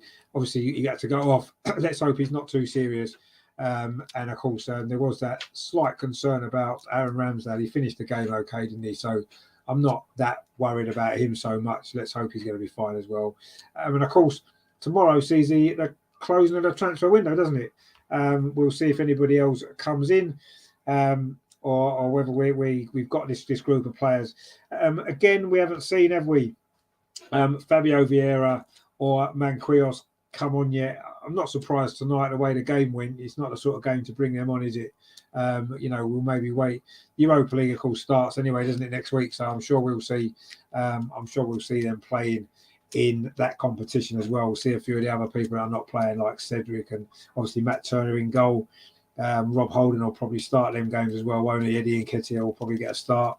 Vieira and Manquillo as well. So, a lot to look forward to at the moment, isn't there, for Arsenal? A lot to look forward to, a lot to enjoy as well. And some, I mean, that game had a bit of everything, didn't it? It had some really, really great football. In that first half, we looked a team, didn't we? In the second half, it was more difficult. Villa played a little bit better in the second half. We maybe made it more difficult for ourselves, let's be honest, which didn't really help, did it? But ultimately, when we had to, we showed character and the necessary quality to win a game like this that we had to win. So brilliant stuff from everybody, really. Gabriel Jesus was given player of the match on the TV. To be fair, he had a great game. Scored the first goal. He was everywhere, wasn't he? But nobody had a poor game. I want to give some credit to Sambi Lokonga as well. I thought he had a really good game in midfield tonight. His first start for a long time in the Premier League. He stepped up and did a good job. So fair play. Congratulations to Sambi Lokonga for that performance tonight. Granit Xhaka was really good again, as he has been all season. Brilliant for him as well. Tierney was a lot better tonight. Kieran Tierney looks a lot more like his old self. I still feel Zinchenko is now above him for that position when he's fit. But ultimately, it was a much better performance from Kieran Tierney. And Tommy Asu as well when he came on.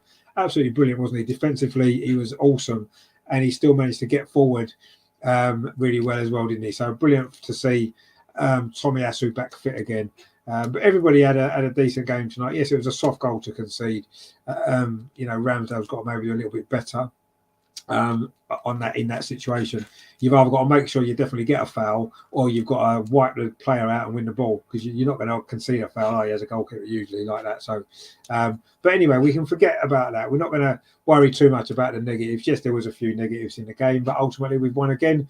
We're top of the league, 5 out of 5, 15 points out of 15. Wow, things couldn't go any better, could it? And it's that big one on Sunday, isn't it? Manchester United against Arsenal.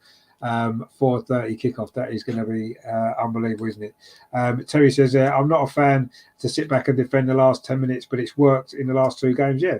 But can we do it against the bigger teams? Well, I mean, to be honest with you, it's good that we've been able to practice it against 2 of the not so bigger teams. No disrespect to Fulham and Aston Villa, but at least now we've had more practice of doing it and pulling it off. And if we have to do it on Saturday at Old Trafford, I would feel a little bit more confident that we can do it, because we've just successfully done it 2 games in a row. So that's a good sign for me. Yes, you'd like to see us go out there and score a 3rd and a 4th goal, wouldn't you? Of course we would. But ultimately, you can't always do that. You've got to manage the games well. You've got to be able to see them out, haven't you? In the past, we haven't always been able to do that. Tonight, we were able to do that, and fairly comfortably. Villa didn't really have a big opportunity, did they, to get the equaliser at the end. I think we were fairly comfortable. I wasn't feeling that score. It was a bit nervy when they had the ball and put a few things into the box, but we defended it well. And to me, I feel that I would feel a lot more confident now going into Old Trafford on Sunday if we need to see out the game in the last 10 minutes, defend for our lives and sit off and do it, bring Rob Holding on again. I would feel confident that we can see that through and do it. Yes, the heart doesn't like it. And the nerves don't like it, but I'd rather know now that we can do it, because we've pulled it off twice against teams that were difficult opponents, difficult teams to beat, and we've done it. So brilliant stuff again from Arsenal. Kevin says there, brilliant, Richard. Thanks for tonight. Catch you again soon. Yeah, hopefully, mate. Hope you're well. Obviously, coming up on the channel tomorrow, we've got the Arsenal social with Adam and possibly Steve as well, I think. No doubt some of this game will be mentioned as well. But obviously it's the social media stuff, all those fun stuff that Adam puts together. Brilliant show that is. So please show a lot of support tomorrow. 8 o'clock, that will be on the channel. So please look out for that.